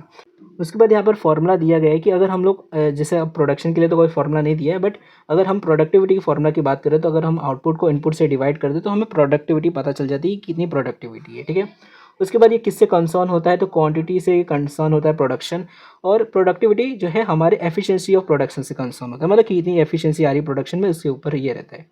उसके बाद देखो अब यहाँ पर इम्प्रूवमेंट बाय बताया गया है कि किस तरीके से मतलब हम प्रोडक्शन को इम्प्रूव कर सकते हैं और प्रोडक्टिविटी को इम्प्रूव कर सकते हैं। तो अगर आप चाहते हो कि प्रोडक्शन को इम्प्रूव करना, तो उसके लिए आप रिसोर्सेज को आपको बढ़ाना पड़ेगा, यानी इनपुट को इंक्रीज़ करना पड़ेगा। वहीं पर अगर आप चाहते हो प्रोडक्टिविटी को इंक्रीज़ करना, इम्प्रूव करना, तो यहाँ पर जो रिसोर्सेज है उसको और अच्छी तरीके से आप एफिशिएंटली अगर यूज़ करोगे तो आपकी प्रोडक्टिविटी बढ़ेगी। तो यहाँ पर एफिशिएंसी इंक्रीज़ होगी तो प्रोडक्टिविटी बढ़ेगी, यहाँ पर इनपुट इंक्रीज होगा यानी रिसोर्सेज इंक्रीज होंगे तो प्रोडक्शन बढ़ेगा, ठीक है। एग्जांपल क्या है, तो यहाँ पर एक एग्जांपल दिया कि जैसे मान लो कोई फैक्ट्री में कोई प्रोडक्शन और जहाँ पर 1000 चेयर जो है वो बनाए जा रहे हैं एक दिन में, तो ये हो जाएगा हमारा प्रोडक्शन। वहीं पर जो सेम फैक्ट्री है वो प्रोड्यूस करती है 1000 चेयर्स विथ फीवर वर्कर्स और लेस टाइम, तो उसको हम प्रोडक्टिविटी बोलेंगे कि वही चेयर्स अगर वो कम टाइम में कम लोगों के साथ बना देती है तो ऐसे टाइम पर बोलेंगे कि हमने प्रोडक्टिविटी कर दी प्रोडक्शन के अंदर, ठीक है। नेचर यहाँ पर लास्ट में बताया गया कि जो नेचर होता है इसका प्रोडक्शन का वो होता है इंडिकेट टोटल प्रोडक्शन वॉल्यूम, की टोटल प्रोडक्शन वॉल्यूम को दिखाता है। एंड प्रोडक्टिविटी जो है वो हमारे परफॉर्मेंस और एफिशिएंसी को दिखाता है, ठीक है। तो यही इनका नेचर है और इतना पॉइंट लिख दोगे तो आराम से आपको मिल जाएगा। देखो कितना पॉइंट हो गए, 1 2 3 4 5 6 7, ठीक है। तो आराम से 7 मार्क्स तो हो ही जाएंगे। एंड 8 मार्क्स का आया तो आप और भी कुछ लिख कर इसको इंक्रीज़ कर सकते हो, ठीक है। थोड़ा बहुत अपने से भी पढ़ोगे तो हो जाएगा चीज़ें। एंड यहाँ पर हमारा जो चैप्टर नंबर 2 है वो भी फिनिश हो जाता है। अब इसमें अगर कोई भी डाउट रहेगा तो फटाक से आप लोग पूछ लेना, मैं आपको हो सके तो 10-15 मिनट में ही आपको रिप्लाई भी दे दूंगा, तो ज़्यादा टाइम नहीं लगेगा। जो भी क्वेश्चन रहेंगे पूछ लेना। एंड इसका जो पीडीएफ है वो आपको टेलीग्राम पे अवेलेबल हो जाएगा, तो वहाँ से जाकर आप इसका पीडीएफ भी ले सकते हो। और जितने भी लोग चैनल पे नए हैं सब लोग चैनल को सब्सक्राइब कर लो ताकि आप लोग फ्यूचर वीडियोस को भी देख सको। तो चैनल को सब्सक्राइब कर दो एंड इस वीडियो को अपने दोस्तों के साथ भी शेयर कर दो। और हो सकता है कि बाकी के 2 जो चैप्टर्स के लेक्चर्स हैं वो ना आए चैनल के ऊपर, बट मैं उसकी जो इंपॉर्टेंट है उसकी जो स्क्रीनशॉट मैं आपको भेज दूंगा कि कौन सी चीज़ों की इंपॉर्टेंस है, मतलब क्या चीज़ आपको पढ़नी है, उसकी मैं स्क्रीनशॉट जो है आपको टेलीग्राम पे भेज दूंगा। तो वहाँ से जाकर आप लोग वो चीज़ें अपने से ओन से भी पढ़ सकते हो, ठीक है। तो चैनल को सब्सक्राइब कर दो, वीडियो को अपने दोस्तों के साथ भी शेयर करो ताकि वो लोग भी इस वीडियो को देख सके। और वीडियो को पक्का लाइक करो, जितने लोग देख रहे हैं सब लोग वीडियो को लाइक करो ताकि मुझे पता चले कि हाँ आपको अच्छी लग रही है वीडियो, इतनी मेहनत हमने की है। अब आप वीडियो को लाइक नहीं करोगे तो अच्छा नहीं लगेगा, ठीक है। तो वीडियो को लाइक करो। एंड अगर आप चाहो तो हमें इंस्टाग्राम पे भी फॉलो कर सकते हो, और अगर आपको इसका पीडीएफ चाहिए तो वो टेलीग्राम पे मिल जाएगा, ठीक है। दोनों की जो लिंक है वो आपको डिस्क्रिप्शन के अंदर मिल जाएगी। तो यहाँ पर आज का हमारा लेक्चर फिनिश होता है एंड बेस्ट ऑफ लक आपके पेपर के लिए। So thanks for watching my video.